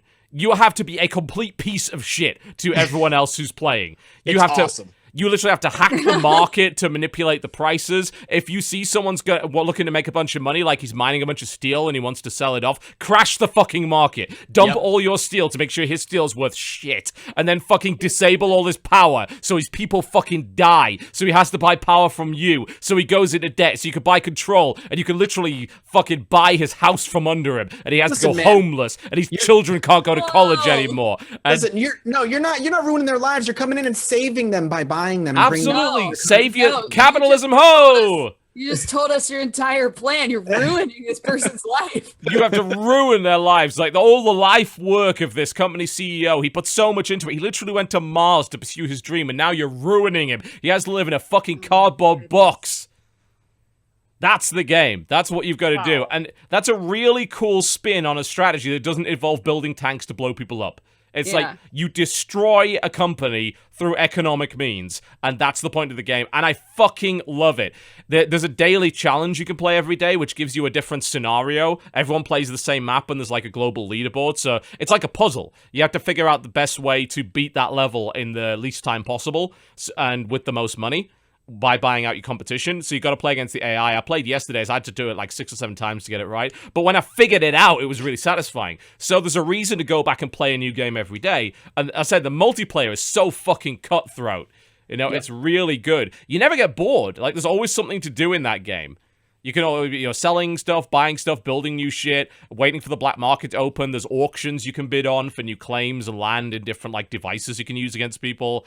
It's so unique and interesting, I'm really glad it came out and actually ended up being good. So I'm really digging Offworld Trading Company right now. I think we should get together, do a game, because I think by the end of it we'll fucking hate each other. It'll be great. Yeah, it's supposed to be 6 players. You're just constantly trying to sever all of our friendships. I know, man. That's why strengthening your bond. You won't come and play Secret Hitler with me, so I can ruin our friendship even more. So we're gonna have to try something else. Yeah. Okay. All right. Fair. I just love games where you could just be a colossal dick to your friends. It's wonderful. I got the game for you. It's called Game of Thrones, the board game. Oh, yeah. We need to play that. We tried to play that at DragonCon. It never worked. I know how to play it. I know how to look, it's next time. Studying. What's the next event we're going to? PAX Prime, probably? Yeah. We've got to set aside a day to just play Game of Thrones, the board game. Unless y'all want to come to Anime Expo. I don't. No. Although, actually, I think I'm going to be... Jen... No, we are going. Jen's going. I'm not going with her. I'm just going to maybe go and hang out with Jesse or whatever, because I assume Jesse is not going there. But I might be coming to LA for my birthday, which is around Anime Expo. So I'm not going to go to Anime Expo at all. And Jen's going to go to Anime Expo. She can go with you, and we can go chill and say how dumb you are while you are out of earshot. Okay, fair enough. That sounds like fun. And then we could play Game of Thrones, the board game, and fucking despise each other. Perfect. Yeah, set aside 4. It's going to be in LA. Yeah. Yeah. My way. Coming. Awesome. I'll be there for E3. She has it. She's good. Yeah. I'm not going to E3. I don't think. E3 is a E3's a pain in the ass, and you know it. I'm over it. It's okay for you, Jesse, because you live in LA. But like, even I getting have to experience it once in my life. I've experienced it once, and it was shit. I'm not going again. All I know is I'm super excited because a month ago, Bethesda was like, "You should totally come to our press event." I'm like, "Yeah, whatever. All right, sure." And now it's Dishonored 2. Dishonored 2. I'm so excited. Oh, can't wait for that. I'm so excited for that. Dishonored 2, yeah, I'm excited for that too. You're gonna miss out, man. Good. The one reason that me and Jen hate E3 is the last time we went, I think it was in 2012, and we got really, really shitty coverage. Like, we were a bit smaller back then, and people weren't giving us, like, rights to do anything, so we got, like, coverage of games that was sort of minor and didn't really matter and wasn't very good anyway. And the one thing that Jen is never going to forget is she went up to the Perfect World booth, and they were demonstrating Neverwinter. So, like, okay, we were one of the biggest MMO channels for a long time with WoW, and people know who we are, so, like, can we get hands on with Neverwinter and all that kind of thing? So she goes up with our business card and speaks to the girl at the front desk, And she says, well, we've got no appointments right now, but we might have some tomorrow. Can you give us, why don't you give us your business card? And we'll get back to you. And she's like, okay. And she turns around and walks and just happens to look over her shoulder because she thought she forgot something. She sees the girl at the desk throwing the business card into the trash. Oh, God. What a bitch. Yep. Wow. Yep. So since then, we've been like, fuck everything about you. Wow. What game was that? Neverwinter. Oh. How'd That- that work out? Right. Not that well, How'd so that I'm work out told. for them? Yeah. Turns It's out maybe getting some coverage might be good. Jackasses. Wow. Weird. Yeah. So Strange how weird how that happened. went for them. Well, Yeah. Fortunately, I don't go to E3 with the attitude of like, I need to get some cover. I need footage. I'm like, I want to play your fucking games, and then I just complain on Twitter as I wait in lines with everyone else. So yeah, that's To me, what I that's the do. only reason to go to That's what I'll probably be E3. doing as well. E3 Yeah. went out of their way to like invite streamers and YouTubers this year. Oh yeah, I I got got a at direct least- invite from them. Yeah, I got one too. There are companies now that are like, hey, did you know that you can go? I'm like, yeah, no, I'm aware. Yeah. I already signed up in December. So Well, I'm good. they let you go as media now as a YouTube channel if you can like show the evidence that you like work for that company. It used to be that YouTube didn't count as media. So I think the last time we went, we had to get in under Polaris, and they basically had to just lie to get us in. Yeah. But the weird thing about that is, like, they wouldn't let YouTubers in a few years ago, but they'd let in literally any schmuck that worked at GameStop. Like, anyone that worked at GameStop could go to I should have E3. quit that job when I did. Yeah. Fuck. But you got 2 million subs watching games? No, we don't want you. We want I wanna fucking point store out- clerks. I want to point out, and I don't know how many people know this. There is a secret GameStop E3 that is held every summer in Yeah. Anaheim. Yeah. It is always there, and literally no one goes. The last day is open to the public, and it's just like E3, but with like maybe 30 people there. And it's this Wow, huge really? event. And so you can just walk around and do whatever. Seriously? Yeah. Last Okay, year, I've never heard of Andrew that. Joe and I went, and we just were like, what the shit? It's crazy. Yes, I know no clue it existed. And it's literally like an event for GameStop in order to like get them to stock the shelves with games, with Yeah. like these companies' games. And so the last day they just open it up to the public, Huh. and Huh. no one is there.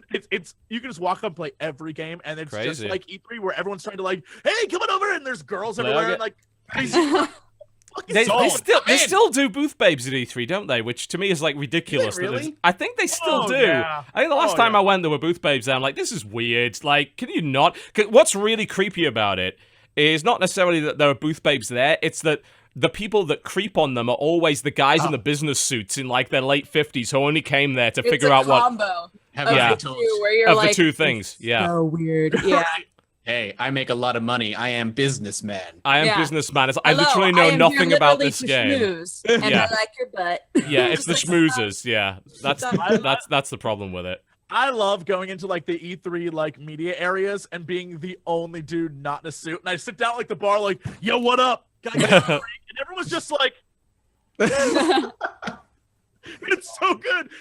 Nothing feels better than being the one who's like, y'all taking this too fucking seriously. Mm, Yeah, They're Yeah. media, Jesse. Don't you it's understand? ridiculous. they're super important. They run a company that no one's ever heard of. That's I super mean- influential. Even at the parties, no matter how chill they Oh, try to make God. the party feel, the parties are always filled with people like, They're what do you shitty. do? Oh, interesting. You know, I've started a business. Hold on, let me get my card. And I'm like, no, please. Please I go don't away. care.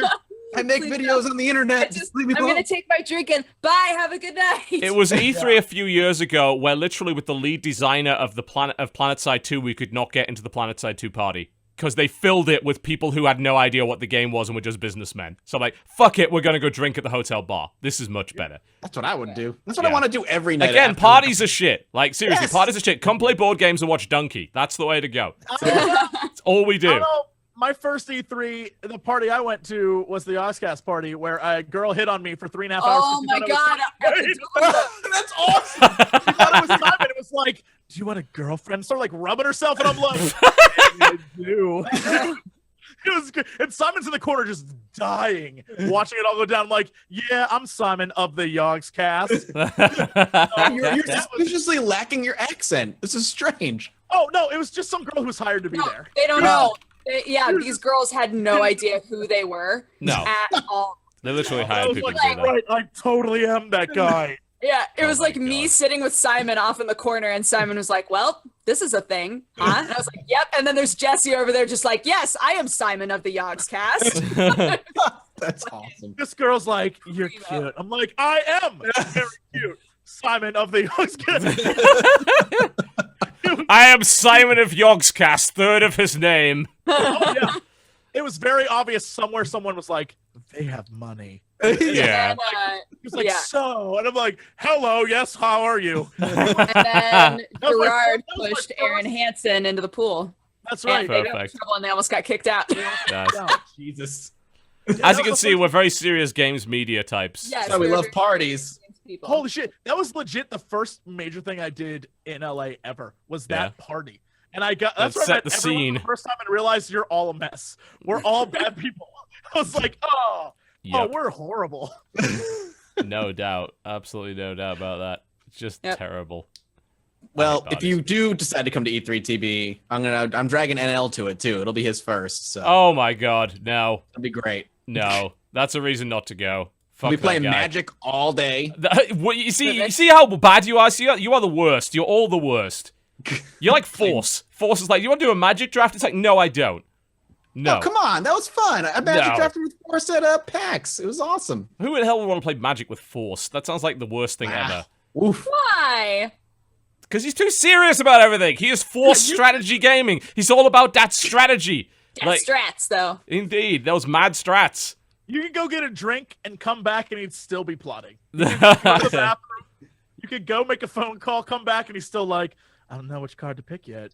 He's the Well, kind of you know, person he that owns wants me. more deck protectors than he does cards. He's that He guy. crushed me in the draft. He's like, I just threw this deck together. Of course I'm like, he There's did. too much synergy in your deck for this to be like thrown together. I'm like, That everything Force works. strategy gaming, it's too much. Destroyed me. Oh dear. It's his blessing and his curse. Indeed. He will never escape. He's off the Division gravy train now, so he's got to actually play real video games again. Damn. I mean, he He's beat like, you're not wrong. that. Oh man. well. All right, let's do a few more video games. What else has been? I mean, I played a bit more Battlefleet Gothic. I tried the campaign. The campaign is the most metal fucking thing ever. You know how like Warhammer 40,000 is really fucking metal and British in every way. This is like every single name of every person in this is the most metal. Like, I am Lord Admiral Ravensburg, and I will help you defend the Gothic sector in the name of the Emperor of Mankind. We must purge the heretics and the Xenos. The Xenos filth must be destroyed. Capture the Hand of Midnight, and then annihilate Abaddon the Despoiler. This is a dauntless light cruiser. It's like... Azrael of Bis, go! Destroy! It's like this guy just will not stop. Like, this is your other dauntless light cruiser. It's like, yes, this is the most metal fucking thing in the universe. I just want to build ships with you forever. It's, yeah, the campaign's really good. It's like really well themed to Warhammer 40,000. It's cheesy as shit. It's got all the great voice acting. You're literally tortured after the first level because you failed. It's like, we need to test your loyalty to the Emperor. It's just like, yes. Please. Then you get promoted for Admiral because you survived the torture. So it's like, yes, here we go. We're gonna... And then you execute your fellow captain because he tries to run away. It's like, we must flee the battle, captain. It's like, kill this heretic. It's just... And then he's like, lieutenants, you are now the new captain. It's like, yes, commander. Just... You bet your patootie I am. Yeah, absolutely. Please don't kill me with a bolt gun. It's... yeah. Whatever you say, sir. Let's do it. This heresy cannot stand. Can we please look? Anyone out there wants to animate this? Can we have a scene where TB is doing his captain spiel, and I'm like, oh shit, I'm out of here, and I run away, and TB kills me, and he's like, you're promoted, and goes and dodges. Dodger, it's like, yes, Admiral. He's like, yes, see patootie. I can't wait. Yes, Patootie, is that low Gothic? I'm not sure. It sure is, Captain Sir. She speaks in Admiral. low Gothic. I'm not sure if I can trust her. Absolutely. It's one of those rattlings from the core I worlds. studied it in the universities. The God. University of what? Super excited to be here, sir. The University of Heresy? Yeah, wait. No, Whatever you say, boss. I'm just here to help. The happiest Imperial officer ever. See, you bet your bottom britches. Meanwhile, while all this is going on, my blood is slowly pooling out. Clean that up. Whatever you say, sir. Can't wait. Let me get Feed them his out. body to the mighty Mechanicus forges so they may power our latest inventions. Sure thing. The adventures of happiest Imperial captain ever. In a world full of misery that knows only war, this woman is inexplicably happy about it. I'm so excited. Let's do it.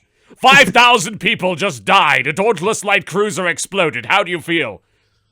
You know, sometimes things can get you down, but really friendship is what truly matters.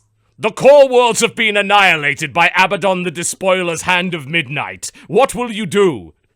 I'm sure he's just misunderstood. You know, maybe he just needs a hug. Entities of the warp are spilling forth into the material realm, devouring the souls of the innocent. How do you feel about this?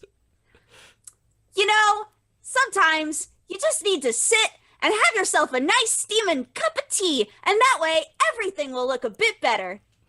You are a fucking heretic. There's a dog like gnawing on my body during this entire scene. And you just keep glancing over as I get more and more things come to like rip me apart as my dead body is like dragged off, and you're like, can't wait, super excited, sir.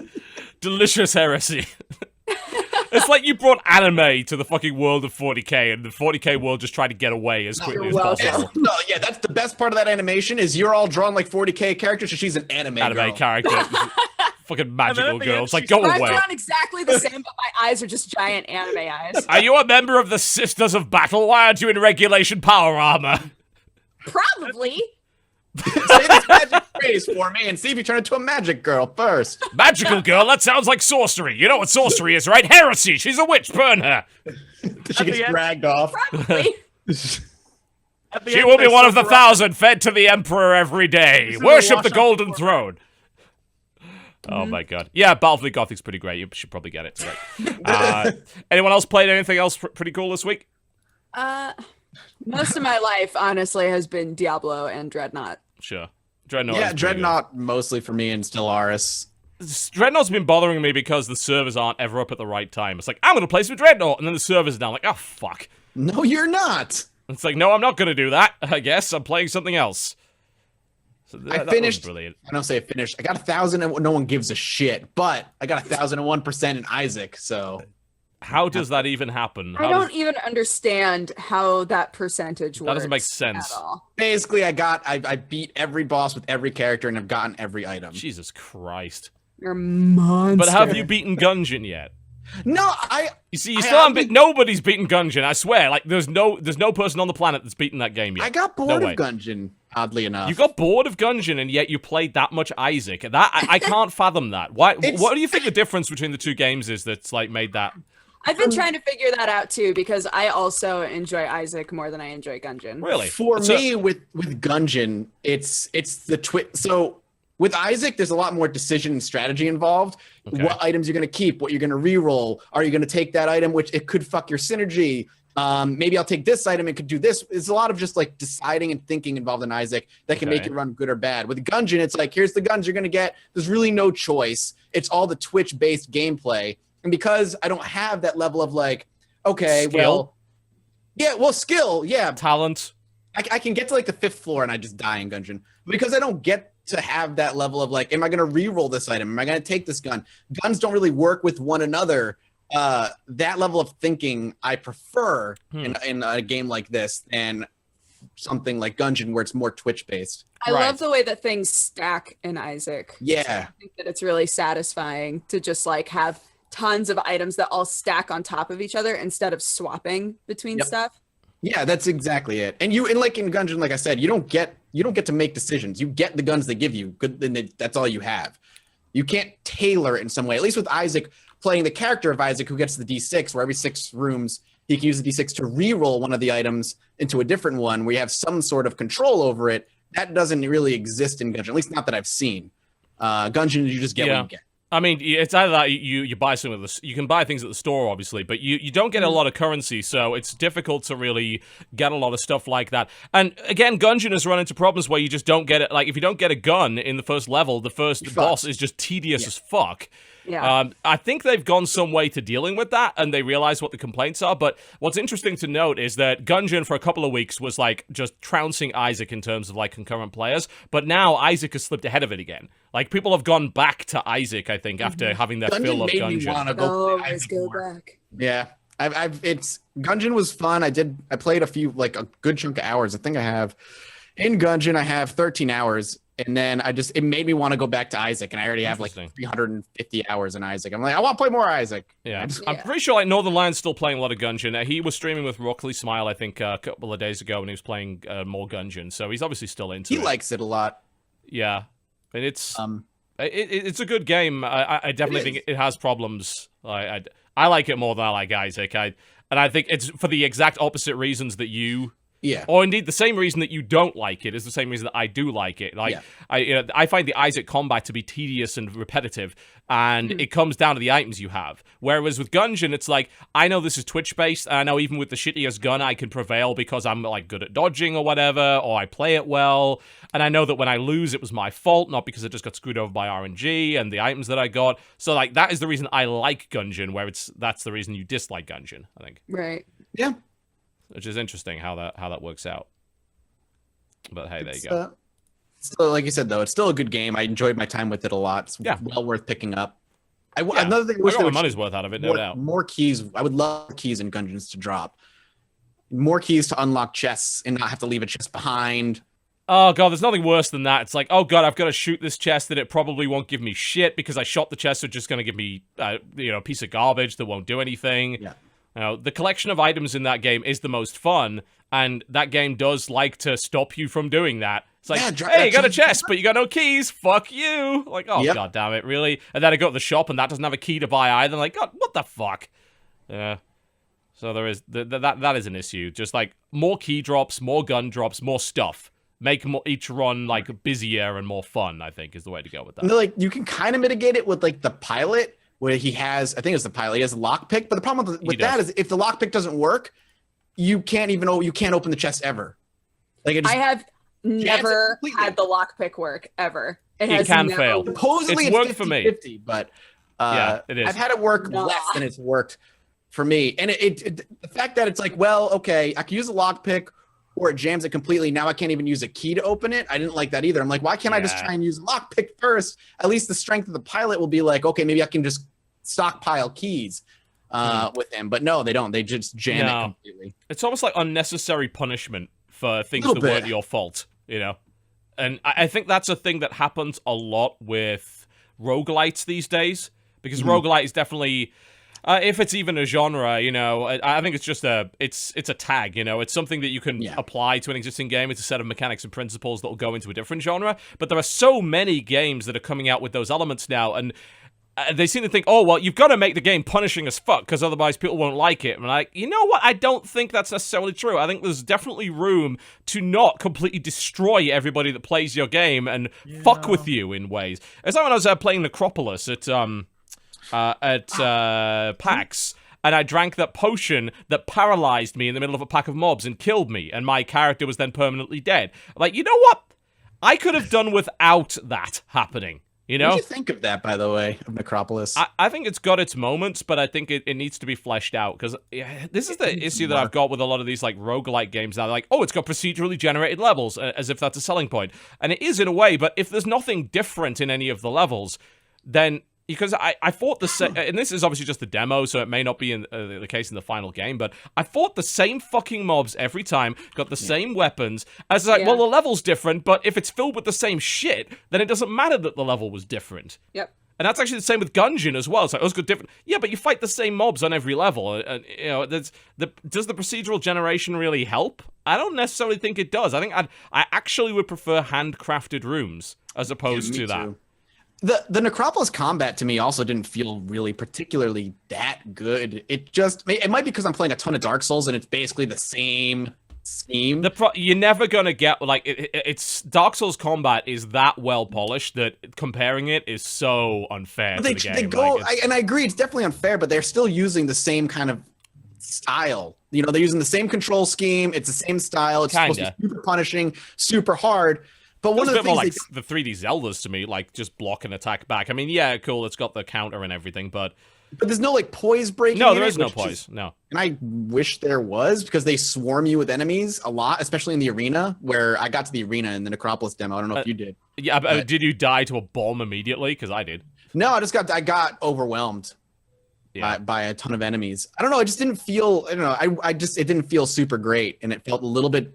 It didn't feel as responsive as I'd liked it to be. It felt a little delayed from my button inputs to actually seeing what was happening on screen. I don't know. It just didn't feel. Isn't poise also not working in Dark Souls 3 right now? Yeah, it's no. Apparently, it's a stat that does nothing right now. I think I heard Sam say something about that. Well, I know multiplayer is super borked because people are still like. That cheating shit. Yeah. Yeah. I'm gonna get onto that in the news section because, frankly, the statement that they made about like be careful Western about taking gamers? candy from strangers makes me want to push them down a well. But I think Necropolis, like, it's got potential. I liked what I played of it, and I definitely liked the sense of humor. I didn't mind the combat system so much. I thought it just reminded me more of Zelda than it did of Dark Souls, really. And it was fine, but I need to see more from that game. I need to see more classes, more weapon types, more combat variety, and again, it was just a demo. I don't know what's going to be in the final game. It's hard to judge it on just a demo, but I wasn't impressed with it.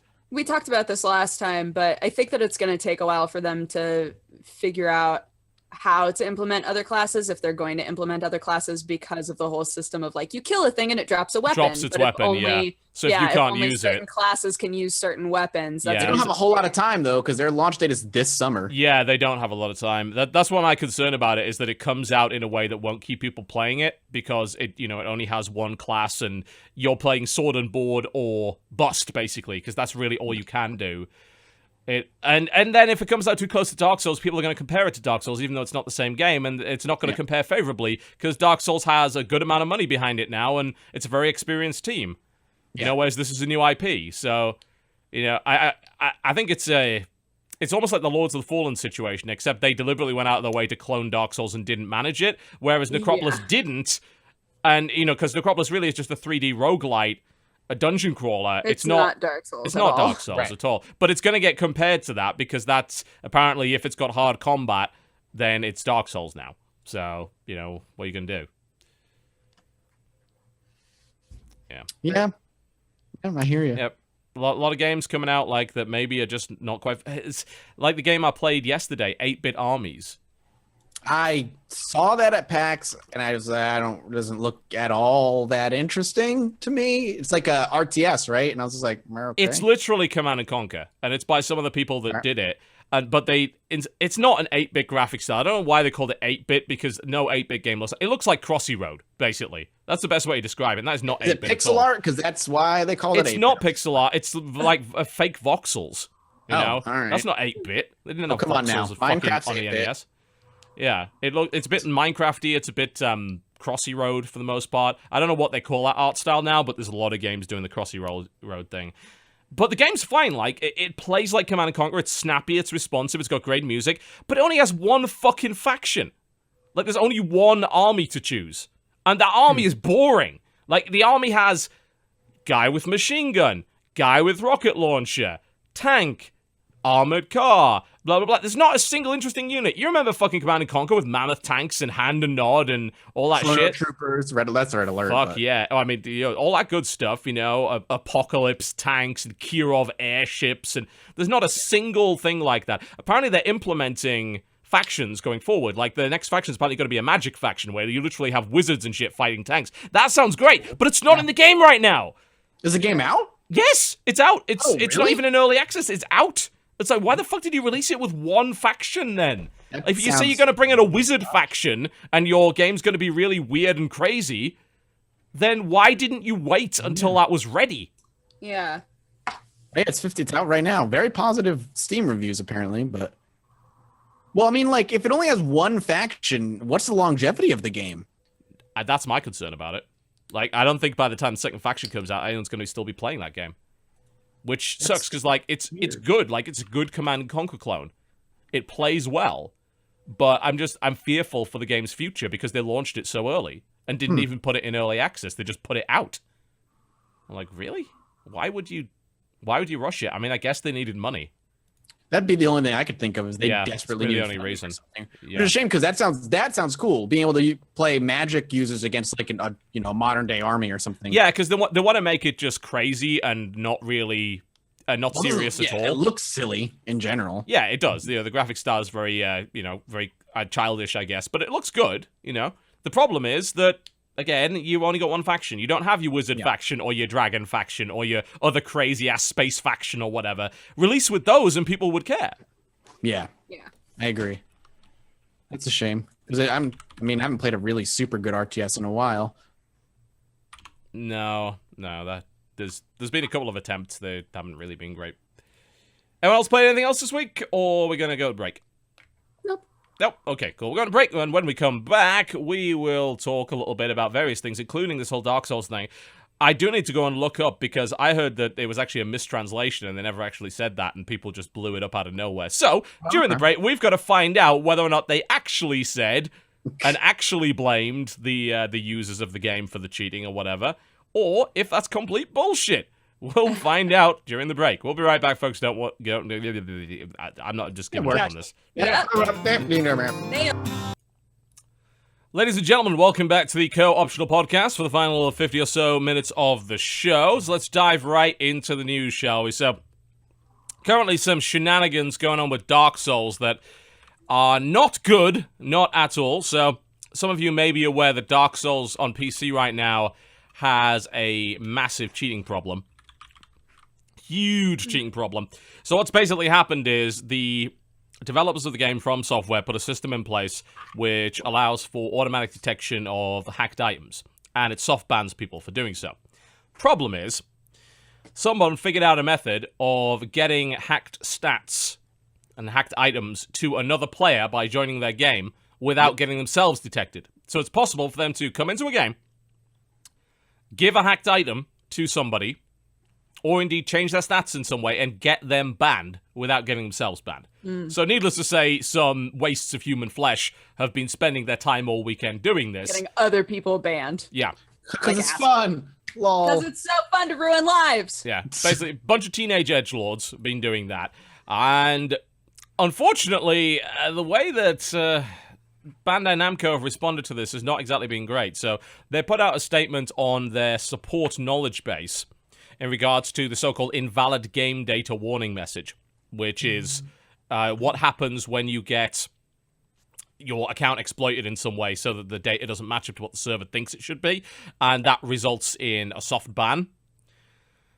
Now, the problem is they claim anyway, and this is part of, there's a direct quote from the article, due to the apparent risk of taking candy from strangers, it's recommended that players should always back up their save data to an online service such as cloud saves or a direct backup of the save file to a separate folder and directory. This would allow any players who end up receiving hacked items and equipment unknowingly from an online player the ability to restore their original game data from the cloud or separate backed up game data. Which is not a, we are going to fix the hacking problem. This is a, oh, you shouldn't be taking items from people you don't know. It's kind of your fault. Right. Maybe not the best way to address that. I know your game's got a reputation of being hard and all, but there's hard and, oh, this game is really difficult because apparently you can get soft banned. Yeah, that's a great addition of difficulty. It's Thanks. part of the difficulty, TV. Don't you understand? Oh, you just need to get good, obviously. I also heard that, like you said, that people are invading and just hitting you, and once they hit you, they change all your stats. Yes. Well, you just have to avoid all the hits. You just have to get good, obviously. Get good. What the fuck? That is the stupidest thing I've ever heard. Yeah, there's various different ways of doing it. It's not just an item. You can do it in different ways. So not only does the article not, on this knowledge base, not actually address the problem, because it doesn't seem to understand that there are other ways to do it, but it's also like blaming the person who got hacked, literally engaging in victim blaming and not saying, oh, there's a solution. You know what's really annoying as well? They say, oh, use an online cloud service system. You know what has cloud saves? Steam. You know what game doesn't have cloud saves? Dark Souls 3. Like that, it's not part of the game. So you literally have to sign up to a cloud service system and find out where the save files are. Bear in mind, by the way, I think that game autosaves like once every 4 fucking seconds. Yeah, so often. it can, and it's to stop you from scumming the game. You know, you die and then you could immediately quit out, come back, and not have that. So doing those backups is tricky. And I'm not going to pay for a cloud service to fix the problem that's in your game.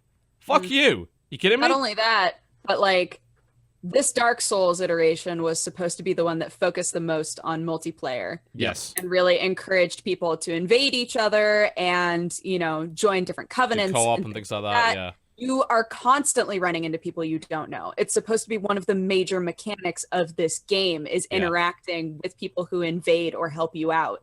So what? We're supposed to just, like, not do that? Yeah. Even though that's one of the core aspects of your game, like, it's the only way to protect yourself is stay offline. And apparently, like, deleting that save file won't help anyway. So the article's bullshit. It's like, why?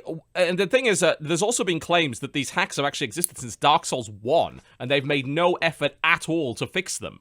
They haven't been the best when it comes to just the PC versions of the game and fixing the problems. Well, no, I As mean, we know what Dark Souls 1 had that. One of the worst ports of all time. Dark Souls but they 1, they don't go out of their way to fix it. And this is, as far as I understand, this is a very much a PC-centric problem. It's not happening on consoles that much, if at all. And they're just like, well, just fucking fix it yourself. It's dumb. Like, and you're right. No. The PvP is a huge aspect of Dark Souls 3. I mean, I've been doing PvP for almost the entirety of my playthrough, and it's been really, really fun. I've been lucky enough to not have a hacker hit me yet, but it makes me scared and nervous to ember up and be invaded. Like, Sam and I played Dark Souls 1 together not too long ago, and there's a major, major hacking problem in that game. But you could say, well, it's older. They're working on the third one. Like, I get it. They're not going to keep up with, you know, fixing hackers in that game. Yeah. This is a brand new game. Like, I don't know. Like, at least act like you're going to try to do something more than give us a temporary workaround. It makes no sense. Yeah. And it should be something that should be addressed pretty much immediately, especially when, like, you have no control over it. What is there something they could have said? Like, could they literally have just said, like, we're actively trying to fix it and not cause a shitstorm? Yeah, how about that exactly? Like, we're working on a better PR statement. Yeah, something that indicates they actually give two shits about it would be good. Yeah, even when companies lie, they say, like, we're looking into it. Like, this is PR 101. Yeah. We're working on it. There's certainly hacking is becoming a fairly large problem in a lot of these games. Apparently, The Division has had huge cheating problems lately as well. Oh my god! Yeah, on live stream fails, there's a clip of the community manager streaming the game and just getting slammered by this guy, and everybody was like, yeah, maybe now you believe us. There's a huge cheating problem in this game. Issue with the game, I guess, has just been overrun with hackers or script kids. I mean, it is unfortunately one of the disadvantages of PC that it's easier to cheat on PC. It's not impossible to hack on other machines, it's just a lot harder. You know, I remember my good old Phantasy Star Online character on Dreamcast getting wiped by a very similar hack to this. But unfortunately, you know, it is a lot easier to do now on a PC. So you are running the risk of that. And the main problem, I think, is that we've moved away from the culture of being able to own your own server, which is a great way of avoiding this hacking problem entirely, is to just have a server with people you trust. But now that it's all match-made, you can't keep these people out of your game. Right. For what game?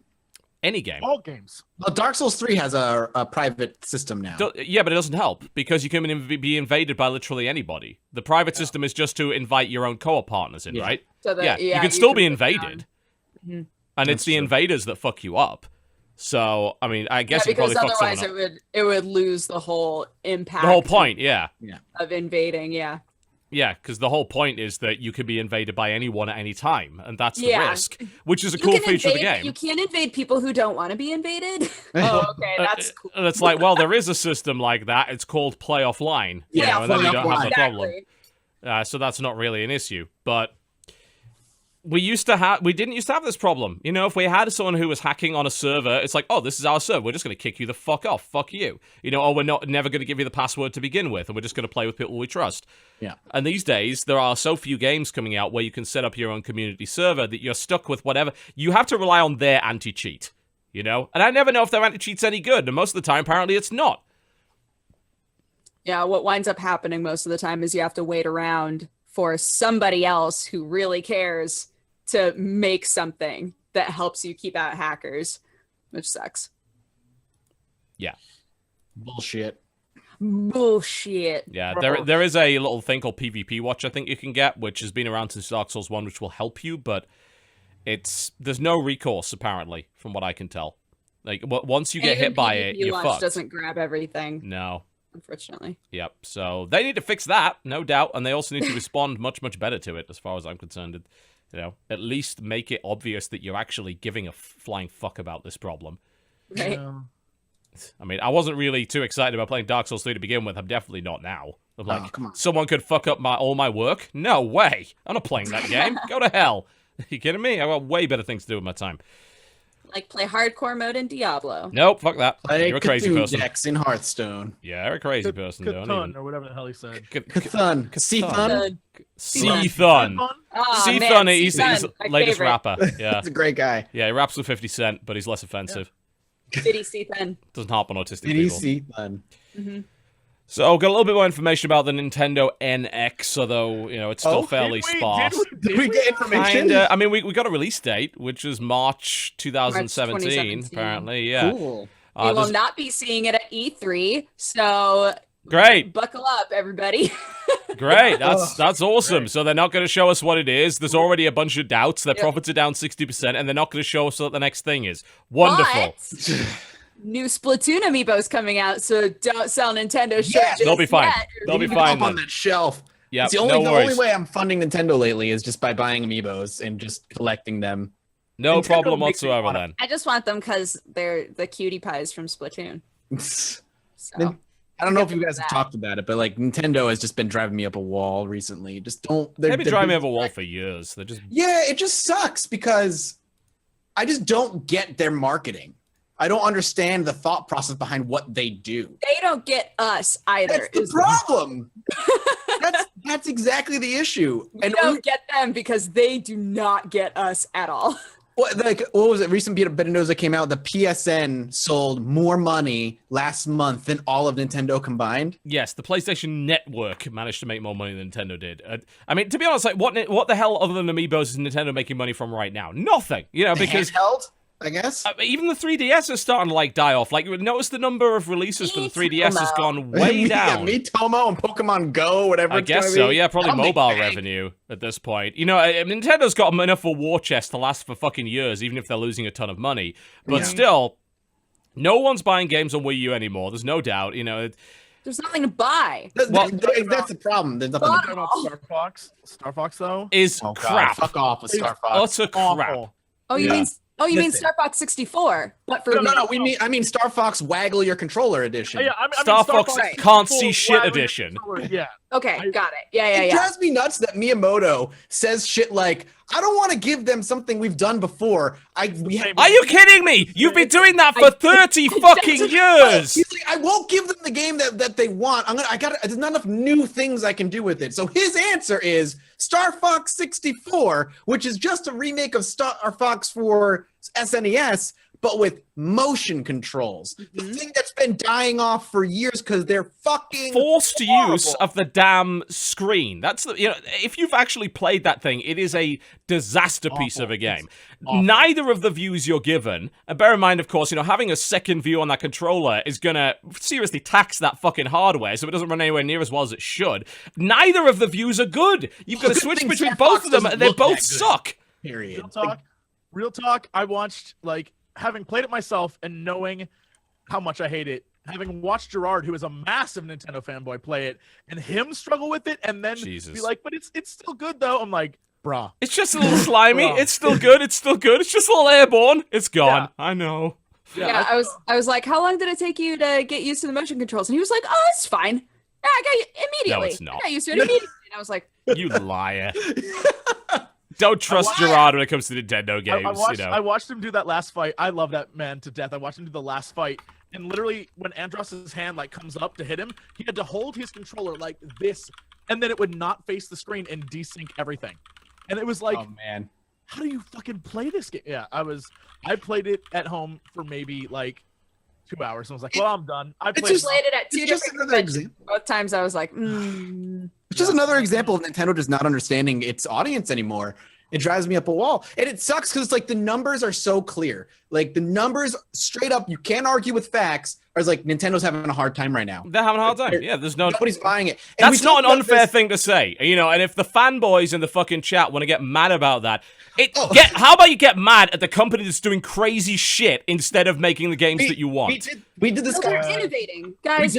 Fuck off with innovating. Go fuck yourself with innovation. That's not innovation at all. That's fucking bullshit. We did the same thing. It's bullshit for the sake of bullshit, is what it is. Well, that's the problem. We had this conversation on the roundtable, and the same problem happened in chat. They're like, "Well, Nintendo does what Nintendo does, and people buy their consoles anyway because their games No, they are good." don't. That's the problem. I was like, look at their sales. People are They're not sick buying the Wii U of the same shit over and over and over again. Look at Zelda Zelda. God, I love the Zelda franchise, but I'm so goddamn sick of Zelda at this point because it's the same fucking game over and over and over again. And the last Zelda that we got was a Waggle Zelda. They've milked that franchise. Poor Zelda franchise. They could have released all these fucking things. They're like, hey, we just re-released a bunch of other ones, but it looks better. It's like, fuck you. The weird thing is, it's a strange contradiction because half of us are saying fuck you for releasing the same game, and then we just said fuck you for releasing a different game. I don't have a problem with them releasing the same damn game over and over again as long as it's good. I probably won't buy it, but I know Nintendo fans will, and whatever. If that's what they want, cool. If you want the same Mario Kart, cool. The thing is that lately, Nintendo's been all about, we're gonna fucking change shit for the sake of changing shit. So, you're talking about Skyward Sword there. They shoved in motion controls because they're like, this is what our machine does. We are forcing you to use this. Well, yeah, whether you like it or not. This next Zelda title, they're doing the exact same thing where they're like, oh, it's not going to be a Wii U exclusive. It's going to be a launch title for the NX. And I'm like, again? Poor fucking Zelda. Jesus. But the thing is, Twilight Princess was great, and that was a Wii launch title, along with also being a GameCube game, and as a result was a more traditional Zelda game, and it was a much better game. Whereas Skyward Sword is like, we have got to do something with our motion controls. And this is the same with the Wii U, with Star Fox. We've got to do something with our second screen. Why don't you not? Because here's the thing is, the best games on the Wii U right now are the ones that didn't fucking do that. Yes, they give me the option to just use my Pro controller, and I can just play it like a fucking video game. Without having to worry about a second goddamn screen. I don't have to worry about the goddamn screen in Smash Brothers. I don't have to worry about the goddamn screen in Mario Kart. I don't have to worry about the goddamn screen in good stuff. Even things like Monster Hunter, at least they use the screen in a good way, but you can still play it with a Pro Controller if you want. Don't break my heart about how that last Monster Hunter just never came out for Wii U. Yeah, that's disappointing as well. That was so disappointing. I played the shit out of it on my 3DS, though. No, I couldn't stand it on the 3DS. After playing the last one on Wii U. Yeah, I'm with Dodger. Really? I agree with Dodger as well. Why would you want to step backwards like that after playing it on the Wii U, which is maybe the best edition they've ever done of that game? I'm not disagreeing with you, but if it's the only edition we're going to get... I'm not going to settle, honestly. I Did it come don't out see on a the Wii need. U over in Japan? No, they just... There's no Wii U version at all, but this next one they're saying will have a Wii U version, but I doubt it. I doubt Capcom's going to invest in that. They won't sell any copies of it. I mean, Wii U hasn't done well in Japan anyway. Everyone's playing on either mobile or, a handheld PS4 console. or whatever, yeah. I think TB's on to something here, though, that the idea that, like, Nintendo has always been that company that is tries to do wacky things for the sake of wacky things. Yes. They've always tried to do that. I mean, I stole that impression incidentally from Jim Sterling. I'm not taking credit for that as an original thought. Jim, he called it newness for the sake of newness. But they've always been that way. And the thing that backed them up, that kept them going, is that they always had, when they were releasing the whatever that fucking red 3D Game Boy Virtual Boy, Virtual Boy. And that was insane. It was terrible. It was tanked. It was awful. They still had Super Nintendo to back that shit up. They had the game, like when they were doing their crazy shit, they had like GameCube and they had Nintendo 64. They had all these things there as their base that even though they were trying wacky ass shit, they still had a base. Then somewhere along the line, they were like, what if we make that wacky ass shit the focus everything. Well, that's insane. That's insane. the problem is, and I think the reason that happened, because the Wii is where that started, the Wii saved them. It did. Yes, the GameCube didn't do well, didn't sell well, put them in a bad spot. GameCube didn't do very well. The Wii came around with crazy, wacky controls, and because it was It marketed opened a new market.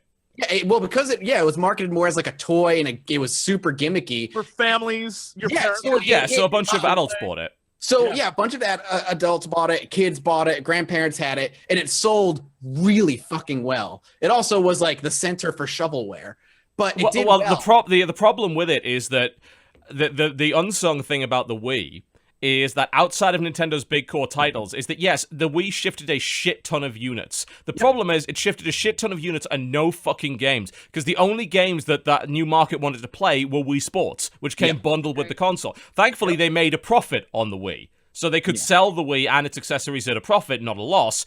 And they've used that strategy for a long time. And I agree with that strategy. I think it's sane. It's a good strategy if you're not focusing on graphical fidelity on your systems, which Nintendo never really has. And that's actually...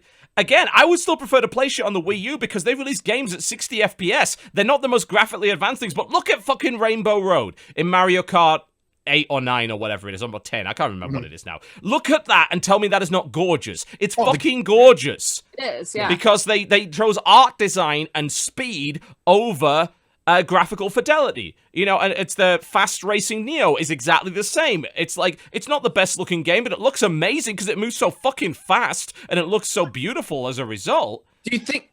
Go ahead, Jesse. No, I was just saying, like, I think in the end, no matter what, though, the Wii U was doomed from the beginning. Like, from the get-go, companies that were like, we're gonna, every time we release something on the other ones, it's coming on this too, straight up just did not deliver.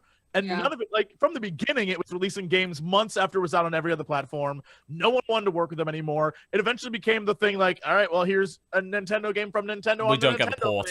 Yeah. Yeah, it was... A lot of ports got delayed. The thing is, like, it was always going to be a bit underpowered, which it was causing it issues. And the control system, I think that it almost felt like these companies felt like they had to use the controller in some way instead of just saying, you know what, use a GameCube controller or use a regular controller. Yeah. Or just use our screen controller just with the controls. Don't look at it. It's fine. We don't have to make a zombie U for this machine. But the thing is, I think that the key point about whenever Nintendo's done something gimmicky and it's worked really well is that they have always come very, very early after release or on release with a great proof of concept that proves the system works. With the DS was doing shit until they released Nintendogs. At which point that proved their point about the touch controls, and then it exploded. The 3DS had, it did pretty well. I mean, I guess it did well. The 3DS people thought was going to crash and burn too. And it didn't. Because everybody was like, I don't want the 3D. But the thing is, you didn't need to use it. Thankfully, the 3DS just had a bunch of really good games on it. So, they didn't, they barely... uses 3D actively now? Nobody. Like, always off. No, you always turn it off. You know, but the 3DS had good games and sold pretty well. It had a bit of a slow start, but it did well enough. You know, it did well for them. It shifted. Oh god, how many units? 58 million. You know, it's shipped 58 million units. It's a good system, and it's still releasing games. But with the Wii, that proof of concept was Wii Sports, and that's the only game people wanted to fucking play for it. And at least with the Wii, if you were a core gamer, here's the thing, like, on release, there was only one game that was worth its salt for core gamers on launch for the Wii, and I know because I was selling it at game at the time, and that was Twilight Princess. Everything else was hot garbage. And the only good stuff that came out for the Wii after that, for the most part, was Nintendo stuff. Then along comes the Wii U, doesn't get the third-party support, but where are the great Nintendo launch titles?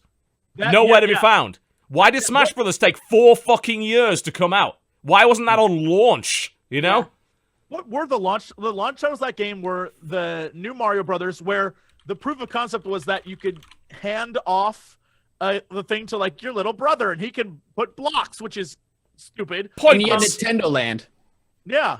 Nintendo Land, which is fun, by the way, but it's a very niche idea that you've got to play this kind of asymmetric game. You've got to have your friends and family around to do it. You can't do it solo. It's a bit weird. Like, it's a bit too weird, maybe. Yeah, Zombie U was one of them. Zombie U was a game that was like, meh. It's very meh. It had a bunch of ports that weren't as good. Like, it had fucking Assassin's Creed 3, Arkham City Armored Edition, I think came out, Ben 10 Omniverse, for fuck's sake. Like, it's like, you look at it, it's like, where are the Nintendo launch titles? Yeah. And the answer was there barely were any, you know? It was the Mario Brothers game. The game that the only game when I first got my Wii U, the only game I played was Warriors Orochi 3. Yeah. Which was just a ridiculous game. It had nothing to, like, it offered nothing to do with any of the controls. It was just a port of a port. Do you guys feel like because at this point, when I think about the Xbox One and the PS4, in my mind, I imagine literally the same black box that does basically the same thing. It does do the same thing. Yeah. Do you think that there was a point where Nintendo was like, the only way that we are going to stand out differently is if we do something different, but sort of underestimated how strong their titles are and how strong their aesthetic is? I think you're absolutely 100% right. It's almost a self-confidence issue with Nintendo, because Nintendo, for the last few generations, has been able to sell their consoles solely on the back of their own first-party stuff. Absolutely. There's been some good shit. Like, you know, on the Wii, there was the Platinum, you know, Mad World and fucking No More Heroes, all that, and all the kind of... God, No More Heroes is great. Oh my god, yes. You know, and even with the Wii U, you've got stuff like Bayonetta 2, which is fucking phenomenal. But the thing is, you don't need those to shift your machine. You just need a bunch of really good Nintendo games, and they fucking slacked off. Yeah. You know, you launched the Wii U with a side-scrolling Mario game instead of either a 3D... You know, where was Galaxy 3? You know, where was Super Mario Galaxy 3 as a launch title? Where was Zelda as a launch title? Where was fucking F-Zero as a launch title? Or Mario Kart? Or Super Smash Bros? Or Metroid? Where's the Metroid game for the Wii U? Is dead, man. Can you tell me what the fuck happened to Metroid? Where the fuck did that go? What happened. Metroid Other M happened. Other M happened. I knew you were going to say that. But that was on the Wii. Like, it's not, you they can... fucked it. They killed that franchise. What did they think? Oh my god! I don't want to talk about Other M. Other M makes me mad. I also wonder, like, if part of the problem is that the market or the people they sold the Wii to just didn't understand what the Wii U was. Because no, they didn't. It's not the same thing. Understand what the Wii U is because we're my god, we're tapped in. We understand. No, fuck that shit. Go back to our podcast 3 years ago where I specifically was like, the first commercial I saw for Wii U, I was like, I thought it was an online Nintendo education course. No joke. Go back, watch the old episodes. I was like, I saw a commercial. I was like, what the fuck? Somebody out there knows the number. It'll be a TGS podcast. It will be an old TGS podcast. Yeah, it'll be an old TGS podcast. I saw the Wii U like 1-page ad. I was like, what the hell is this? Because you know the Wii, and I looked it up. I was like, maybe they're like, learn how to make Wii games or some shit like that. No, I was like, this is a console?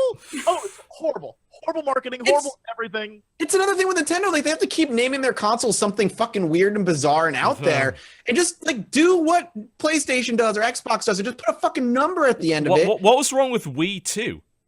Like, right? What the hell was wrong with that? Because then people who bought the Wii, who are not part of like the gaming culture, don't go into a store and go, Wii, I already have a Wii. I don't need a Wii U. A lot of people thought it was an add-on for the Wii. They thought it was like a fucking tablet or something. Yes. And that just started like, you know, a cataclysm of failure. And you know, what's really annoying is the console isn't even that fucking bad. Like, the console itself is fine. You know, but it's... I mean, this is coming from a person who I mostly just play, like, as far as consoles concerned, I really only play my Wii U if I'm playing console because I have a PC that's capable of playing everything else. But if I didn't have a PC, I don't think I'd ever really play the Wii U. I'd probably just have a PS4 and because you can play the same games there. But as a PC owner, I actually use my Wii U more than all the other consoles because it has games that I can't get on PC and work better. Exactly. You know? That's exactly what I'm saying. And the thing is, most of those games come from fucking Nintendo, and there's been so few first-party Nintendo games over the lifespan of the Wii U. It's like, did they not realize like the best stuff on the Wii U is all Nintendo? Splatoon is a great game. Smash Bros is a great game. Bayonetta 2. Where is the rest of it, though? Like, that's not enough to keep selling a console. Over the course of many years. Of 4 years. On the lifespan of this console, there was like a few drops of great games, and the rest garbage. Yeah, there were times to like dust it off, play around for a while, play the new one, and then put it away again. This is just taking up space on my desk again. Yeah, I recently took it up for Pokken Tournament, played that a lot. That's a pretty good game. Yeah, Pokken Tournament's great. It's really fun. It's really flashy. But the Wii U, like, again, after that I don't touch it. It just sucks. So I'm hoping the NX is going to be like it's the last hope. It's the last bastion. Yeah, it's weird because apparently they made a statement in regards to it that said that they're looking to, find a different audience. This is the quote from Kimishima, who said, I can assure you we're not building the next version of the Wii or Wii U. It's something unique and different. It's something where we have to move away from those platforms in order to make it something that will appeal to our consumer base. It's like, well, you're telling me that you have to move away from your existing consumer base to appeal to your consumer base then? Because people are buying. I don't understand what that means. The thing is, the Wii and the Wii U are two completely different things. The two audiences are completely different. The Wii U is more of a core console, but they still did the silly gimmicky shit, which people didn't want. And the Wii was obviously a very gimmicky machine, but it sold a shitload of copies. So where are you going? Like, what is your audience? I want to know who you're going after this time. I'm so afraid what they're going to do is they're going to give us like a regular fucking console, right? Like an actual console, which is what I want out of them. But they're going to be a step behind the PS4 and the Xbox One when they come out with their next console. Yeah, because the PS4.5 or whatever is already on its way. It's like supposed to come out right when the NX. Nintendo always feels one step behind the competition. They're always like, their technology is always weaker than the other competition, so their third-party support is always minimal because they can't deliver the same experience on the PS4 and Xbox One on the Wii U. Yeah, it's too difficult to port. In my mind, it's totally different. It's almost like there's PS4 and Xbox, PlayStation and Xbox that are like climbing this ladder over here. And then Nintendo is fucking taking like a weird Jetsons shoot that does lots of this and like loop to loop. And like they're basically along the same track, but Nintendo's doing its own fucking thing. Like it doesn't, I know that they are trying to compete, but at the same time, it feels like they're competing with themselves. Yeah. They're almost trying to outdo themselves for no apparent reason. I get that it sucks that the Wii U did not have third-party support. That sucks ass. That's a really hard position to be in, where you're entirely reliant on your own internal and first-party studios to make games for your product. But simultaneously, Nintendo is really fucking good at making games, and they didn't make anywhere near enough of them for the Wii U. I think that the Wii U could have been a much bigger success than it was. At least it wasn't a fucking disaster like the Virtual Boy, but it's not the worst-selling console I've ever made, but it's not a great one either. And I don't know where they're fucking... Oh, God, I hope it's not VR. Someone just suggested it might be a VR thing. Oh, Jesus, God. Another Virtual Boy? I hope not. Yes! I don't think that's a good idea. Agreed. No. But you're right, though. What could it possibly be that would appeal to anybody? Because, unfortunately, I think the casual audience is fucked off to mobile now. Can we get them back on consoles? I don't know. Like, Nintendo is now splitting their attention in so many different directions. They're saying, oh, we're getting into the mobile market, but the NX is also going to combine handheld and couch play. Oh my God. And it's just, it's too much. Like, there's no focus there at all, it feels like. Well, it feels like they're in a panic mode. And they're just like, do everything, maybe something will work. Do it all. Throw shit at the wall and see what sticks. Yeah. I don't know where they're going. Like, and the problem is, it's like, we're not gonna show it at E3. It's like, well, how are people supposed to be confident in your product? We don't even know what it is. You won't tell us. They don't want to. They're afraid. They're like, we can't tell them. They're gonna be mad. They're gonna tell us we're wrong. Yeah, I think you're right. Because if it is just traditional console and it's not more powerful than the existing ones, they're gonna be a step behind. And the thing is, like, even if it's got to be.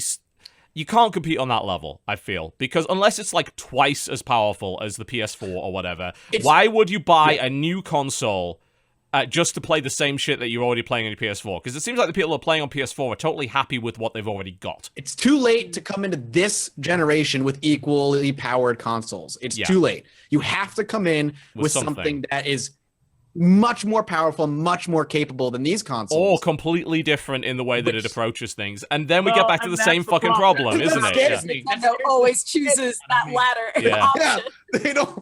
It's like, I don't want them to do that. That's scary. I think maybe this time, what if there were like little dongles that clip to your ears and measure your heartbeat, and then you wear 2 power gloves? Fuck. I don't know, it, man. I don't want it. I don't want it. I just want a normal Nintendo console. I'd love to see you can't get Zelda, a Metroid, a Mario on powerful hardware. Yeah. You know what they can do on hardware that's out of date. I want to see what they can do. They're not going to do it, though, because they've already said the NX is going to be sold for profit. So consider, the tech that's in a PS4. Consider trying to sell something like that for not a gigantic loss. You can't. You can't. I don't see how you could possibly, which almost makes me think the guy that said it might be VR might have a valid fucking point. That it's some weird-ass VR setup instead. It's a head-mounted machine or whatever. I don't know. God, I want to get off Nintendo's wild ride. Let me off. Please stop. It just hurts because Nintendo used to be just like this magical thing. Nintendo to me was very much the Disney of the video game world, because all their games were very unique and magical and awesome. Yeah. And then somewhere along the line, they just became like panicky people who they didn't get the kids anymore, man. They just didn't understand what we wanted. But when was that exactly? Like, if we look back, let's go to Wii onwards, right? I'd say the Wii. Yeah, the Wii. But we're talking like years. Like, yeah, it's not like a thing like out of nowhere. It's been a while since Nintendo's had magic, where you're like, unless you're a hardcore fan of Smash, and you're in that world. Well, Smash is really good. Mario Kart's good. But I'm saying like. But those games are played out, I think. Yeah. There's. It's been a while since there's been something where you've been like, oh, right. Even Smash, people are like, the new Smash is nothing compared to the old. Like, even that shit, people are not okay with. Like, there's always everyone's waiting for the next big thing, and they just have not delivered for a long time. Like a long time. I don't know what you need to do to knock something out of the park, though. You need new IPs.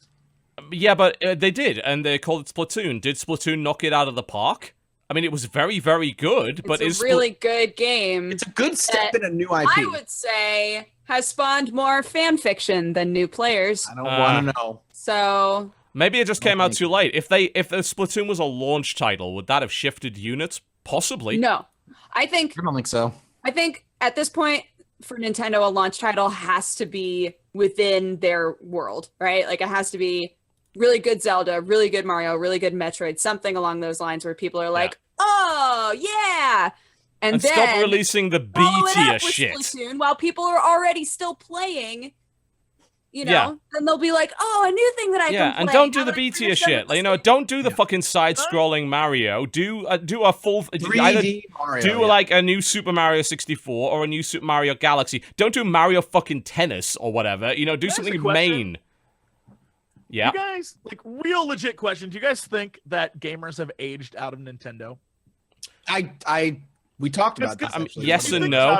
When you think about it, Nintendo focuses a lot of its stuff on younger players, which is fine. That's cool. I mean, there's aberrations like Bayonetta or whatever, but most of their titles are for younger players. And younger players get their consoles through their parents. As we know, the average gaming age of gamers is now 30-something. Yeah, it's increased. Yeah. And the parents aren't going to want to play that. They're going to want to play on the PlayStation and the Xbox. And so the kids get whatever the parent buys. And so the parents could be like, you either get this Xbox or this PlayStation. I'm not gonna get a Nintendo 2. We're gonna have one console. And that's in many ways they'll probably just go with the mobile phone anyway. A lot of that. Right. And I've seen that in my own kid, that he's moved quite a lot. He's a PC gamer. He used to be a Nintendo gamer. Big way. He used to play on the Wii all the time. Once we got the Wii U, he played on that all the fucking time. He's barely touched the Wii U, I think, in about a year. He plays mostly now PC and mobile. He's moved away from it, and he's 12. And I feel like 8 to 12 is maybe like the sweet spot for Nintendo gamers. At least it used to be. That used to be when we were fucking into that kind of shit with the Super Nintendo. I think that mentality is just actually through all of Nintendo, is that the idea that they haven't grown with us. Like, their games are very much the same. But even if you go back even further, not only have they not grown with us with the themes and maturity and maybe changing their games up to match their core audience, But a lot of their games, some of the biggest complaints we have is that the games themselves mechanically have not even changed that much. No. Every Zelda is the kind of the same thing as Zeldas from like the N64 era, which is prettier graphics. They haven't, with the exception of the stupid shit, because I mean, you were complaining about the waggling earlier, you know. Yeah, but I guess when I say mechanically, I'm more speaking like, I don't know what I'm trying to just like, they haven't changed the idea, the progression through a particular game. Zeldas are always the same fucking thing. Semi-open world. Dungeon 1 is mandatory to get item to complete Dungeon 2, which is mandatory to get item to complete Dungeon 3. Like, and that is pervasive. It's very simplistic. It's purposely made very simplistic, right, so that a younger player can figure out what to do. Like, that's all their games. Like, well, again, I think with the exception of Metroid. Like, I think Metroid evolved. Like, if you look at the way that Metroid evolved through the various generations of hardware, you know, when they first did Metroid Hunters on DS, that was revolutionary for a mobile game. And then they put out Metroid Prime, and all three of those games are fucking incredible. And that was a move to first person. Them, that's why. Yeah, and they were really, really good. And then, unfortunately, they tried other... Well, they didn't try other and the other studio did. And it was Team Ninja. Yeah, fuck Team Ninja for that. And then, you know, the whole thing went... If they came back with another Metroid that was like... You know, Metroid's always been a bit of a darker game than a lot of their other stuff. You know, put out a new Metroid game. Maybe make it third person behind the shoulder or something like that. Maybe, you know, put something else in there for good measure. And you know, as for Zelda, we have had different Zelda games. Majora's Mask and Wind Waker are very, very different games compared to Ocarina of Time, Twilight Princess as well. I think, honestly, Zelda has only fallen on its face recently with, you know, Waggle Sword, you know? Waggly Skyward Sword. Waggle Sword, yeah. To be fair, in my opinion, that's the only bad Zelda game in the last, like, fucking 10 years, right? Because they've just put out A Link Between Worlds on 3DS, which is fucking great. Before that, they had Spirit Tracks, which was really good. It was different. That was the thing. Some people don't like Spirit Tracks. I'm not even a Zelda fan. I thought Spirit Tracks was really fucking interesting. Hey, what about Zelda with trains? Why not? It's original. It's interesting. When I'm talking to Zelda, I guess I'm mainly speaking of the console versions. Right. Because the handhelds have always been kind of weird ever since the Game Boy, you know, Link's Awakening has been Minish Cap and all that other crazy shit. Yeah. The console ones, like, don't get me wrong, I thought Twilight Princess was good, but it didn't wow me when I played it because I'm like, this is Zelda that's a little darker, but it's still very easy and simple, and I'm terrible Zelda at it. That's, I guess. I mean, I don't know if I count Hyrule Warriors. Hyrule Warriors is a spin-off. No, not Hyrule Warriors. That's not a Zelda game. That's like saying. No, whatever. Dragon Quest Heroes is a Dragon Quest game. Yeah, or like the Gundam one is a Gundam game or whatever. To be fair, there weren't any other Gundam games to fucking choose from, so I guess you got to stuck with that. You got to get the old school Gundam fighting games. Yeah, I'll just dig out my PlayStation 1 and play those. But Zelda still, like, I'm ready for it to move on and take that formula that it's been so heavily reliant on and just fucking do away with it and do something new. You know, I still think Dark Souls has literally eaten the Zelda market. I think Dark Souls is the natural progression on what 3D Zelda was. I can agree with that. It's Zelda taken up to fucking 11 in a really miserable, awful world. It's got the same kind of exploration, but they put in a bunch of more hardcore mechanics. And I think people that like... I bet there's a crossover. I bet there's a huge fucking crossover between people that used to play Zelda who now play Dark Souls. I'm willing to put money on that. Probably. I would agree with you. Somebody make the Venn diagram. Indeed. I'd love to see that cross-section of demographic. I'd love to. The great thing about Dark Souls is, like, you're not, especially the first one, not Demon Souls, Dark Souls 1, is that the world was open and there was no, like... Huh? Dodger will agree with this. Demon Souls was better, right? Demon Souls was better. No, Demon Souls I thought was garbage. No. You're very wrong. Demon Souls is better. So wrong. So wrong. Anyway, sorry, continue. I was just say the thing I liked that Dark Souls did is that they didn't restrict the player from going to, like, Dungeon 1 to move on. The world was kind of open right away. Wherever the fuck they wanted to go. Yeah, and I'd love to see that mentality taken to Zelda. So, I mean, I'm curious what the new Zelda is going to be like, because they talk about how it's going to be much a more much more open world and there's going to be voice acting and all this stuff. But is it going to be different enough? I know. I mean, if they go back to the roots in it, I don't see that being a huge problem because, again, Waggle Sword was crap. As long as they don't make Waggle Sword again. Yeah, that game got praised so hard. Oh my god, it really did. It's weird to see, like, because I've watched, like, critiques of it. I think Matthew Matosis did a really good critique on it, and a couple of other dudes did a really great critique on Waggle Swords and just said, look, I don't know who the fuck was playing this when it came out and what hype wave they were wrapped up in, but this is nowhere near as good as they claimed it was, you know? It has huge problems.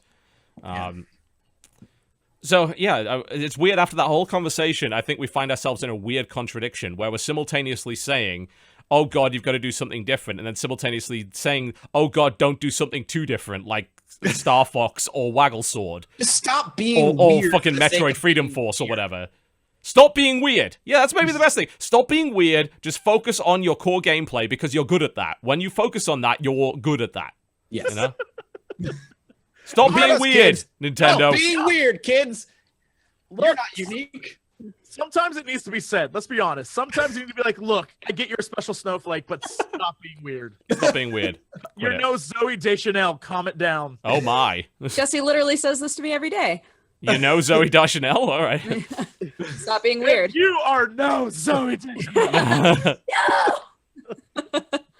She is quirky and lovable, and you are not.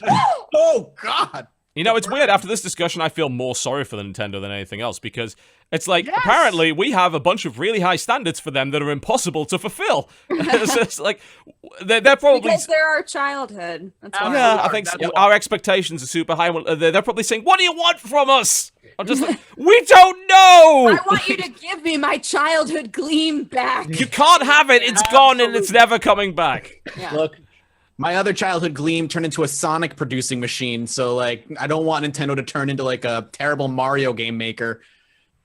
Although to be fair, the Mario Maker is one of the best-selling games of the Wii U and is great. That's not what I meant. I mean, like, don't turn into We know what you meant. Don't give me Mario Werewolf Edition. No, Mathas, we're aware God. of what you meant. All right, yes. you ruin it anyway.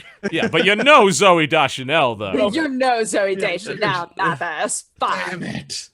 Can we do releases? I mean, I was just going to cut releases entirely because we're literally at the end of the show. Okay. Because it'll take us like half an hour to get through we that. could just I could just read through it super fast. All right, read from the super fast. Go. I'm just going to sit here and enjoy on it. May Go. 3rd, aka today, we've got Battleborn, Leviza, Death of the Earth, Epic, and Share. On May 4th, we have Cyber City 2157, the visual novel. You can slow down slightly. You don't have to go that fast. Jesus. May 5th, we have Escape This, I and Me, Earn to Die 2, The Temporal Invasion, Mind Unleashed, The Beggar's Ride, Midwinter, Parkitect, Hackett, Castle Heist Chapter 1, Hyposphere, Kathy Rain, and Wars of Napoleon. On May 6th, we have Fantasy Tales Online, Super Blue Fighter, Magic Quest, Malice Code, Shaolin versus Wu-Tang, Scrap Garden, Shaolin versus Wu-Tang Clan, and Funk and Moxie.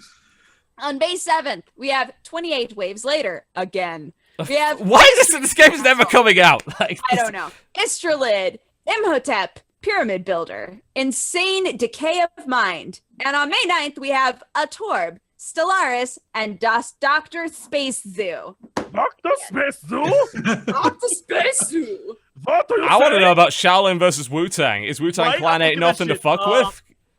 Are we going to Yeah, diversify fuck our with bonds, it. bitch? Is that how it's going to be? Shaolin versus Wu-Tang. I want to That know about sounds Shaolin amazing. versus Wu-Tang. I bet it's nowhere near as good as it sounds.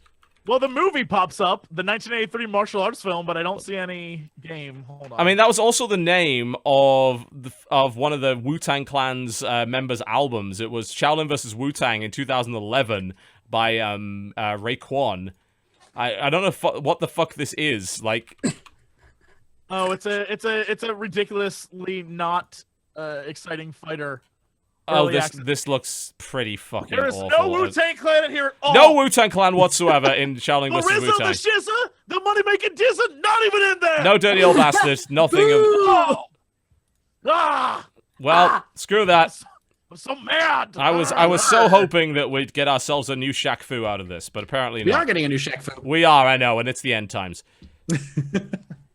Literally, the seventh seal has been broken. Shaq Fu 2 is on the way. We're fucked. Like, just say your prayers and make sure all your things are in order, because we're all gonna die in fire and brimstone. I'm ready. Well, that really is kind of about it for today's show. Thank you very much for watching the Co-optional podcast, also known as the We Upset with Nintendo Fans podcast. It's fine, we upset the Nostalgius guys last week. We get to upset Nintendo this week. I'm just trying to drive home my message of stop listening to this podcast, and we're going to piss off every demographic until that happens. Stop listening to us. You're never going to be the #1 gaming podcast. Yeah, we're never going to be there, so we might as well not bother. We just give up. Give up. Aim for the bottom. Yep, capitalism. Aim for the bottom, says Mathas. Yeah, he's been around Northern Line too long. All right, Mathas, what's coming up on your channel this week? What's going on? What can we see? On my channel, I've got a new Judge Mathas episode coming. Judge Mathas is... Oh, I judge you a lot. That's fine. I'm all right with that. Silly review show. I'm reviewing Wolverine Adamantium Rage. It is a terrible SNES game. Oh, God, that thing's awful. God. It was awful. You need to get a hold of... I'm going to say this about Wolverine games. The fucking M-rated Wolverine game that was on console PC. Oh, my God. Where you literally had...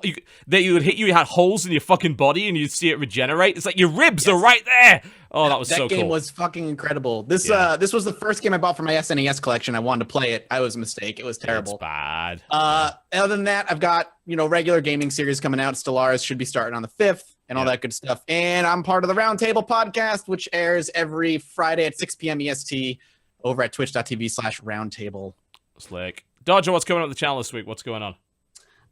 We've finished up our first playthrough of Hustle Cat. So if any of you would like to watch that was Octopimp and I playing yet another game about hot people being cats.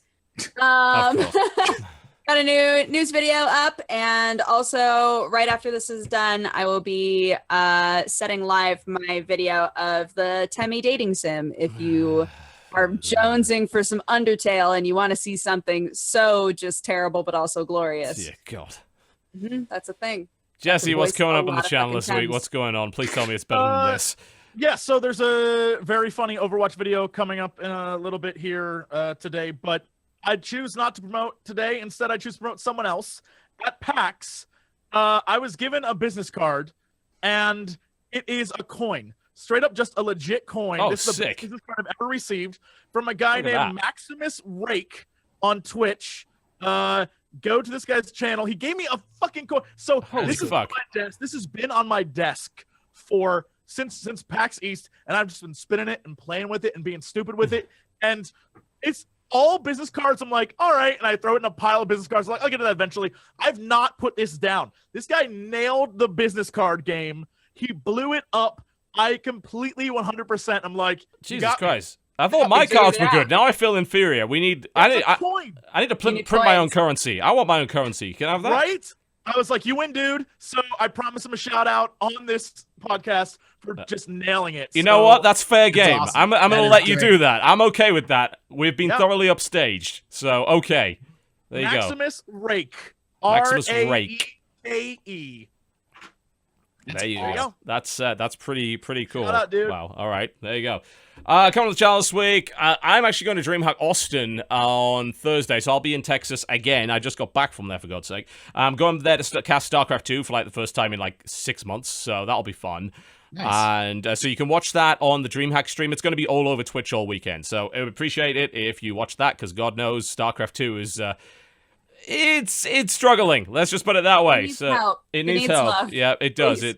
We got to save it. We need to bring the passion back. So watch some StarCraft 2. Before that, I'll probably get a bunch more pack stuff done. I'm working on a Battleborn versus Overwatch video at the moment, mostly because I'm not done hammering that nail into the ground yet. It just I'll play with you.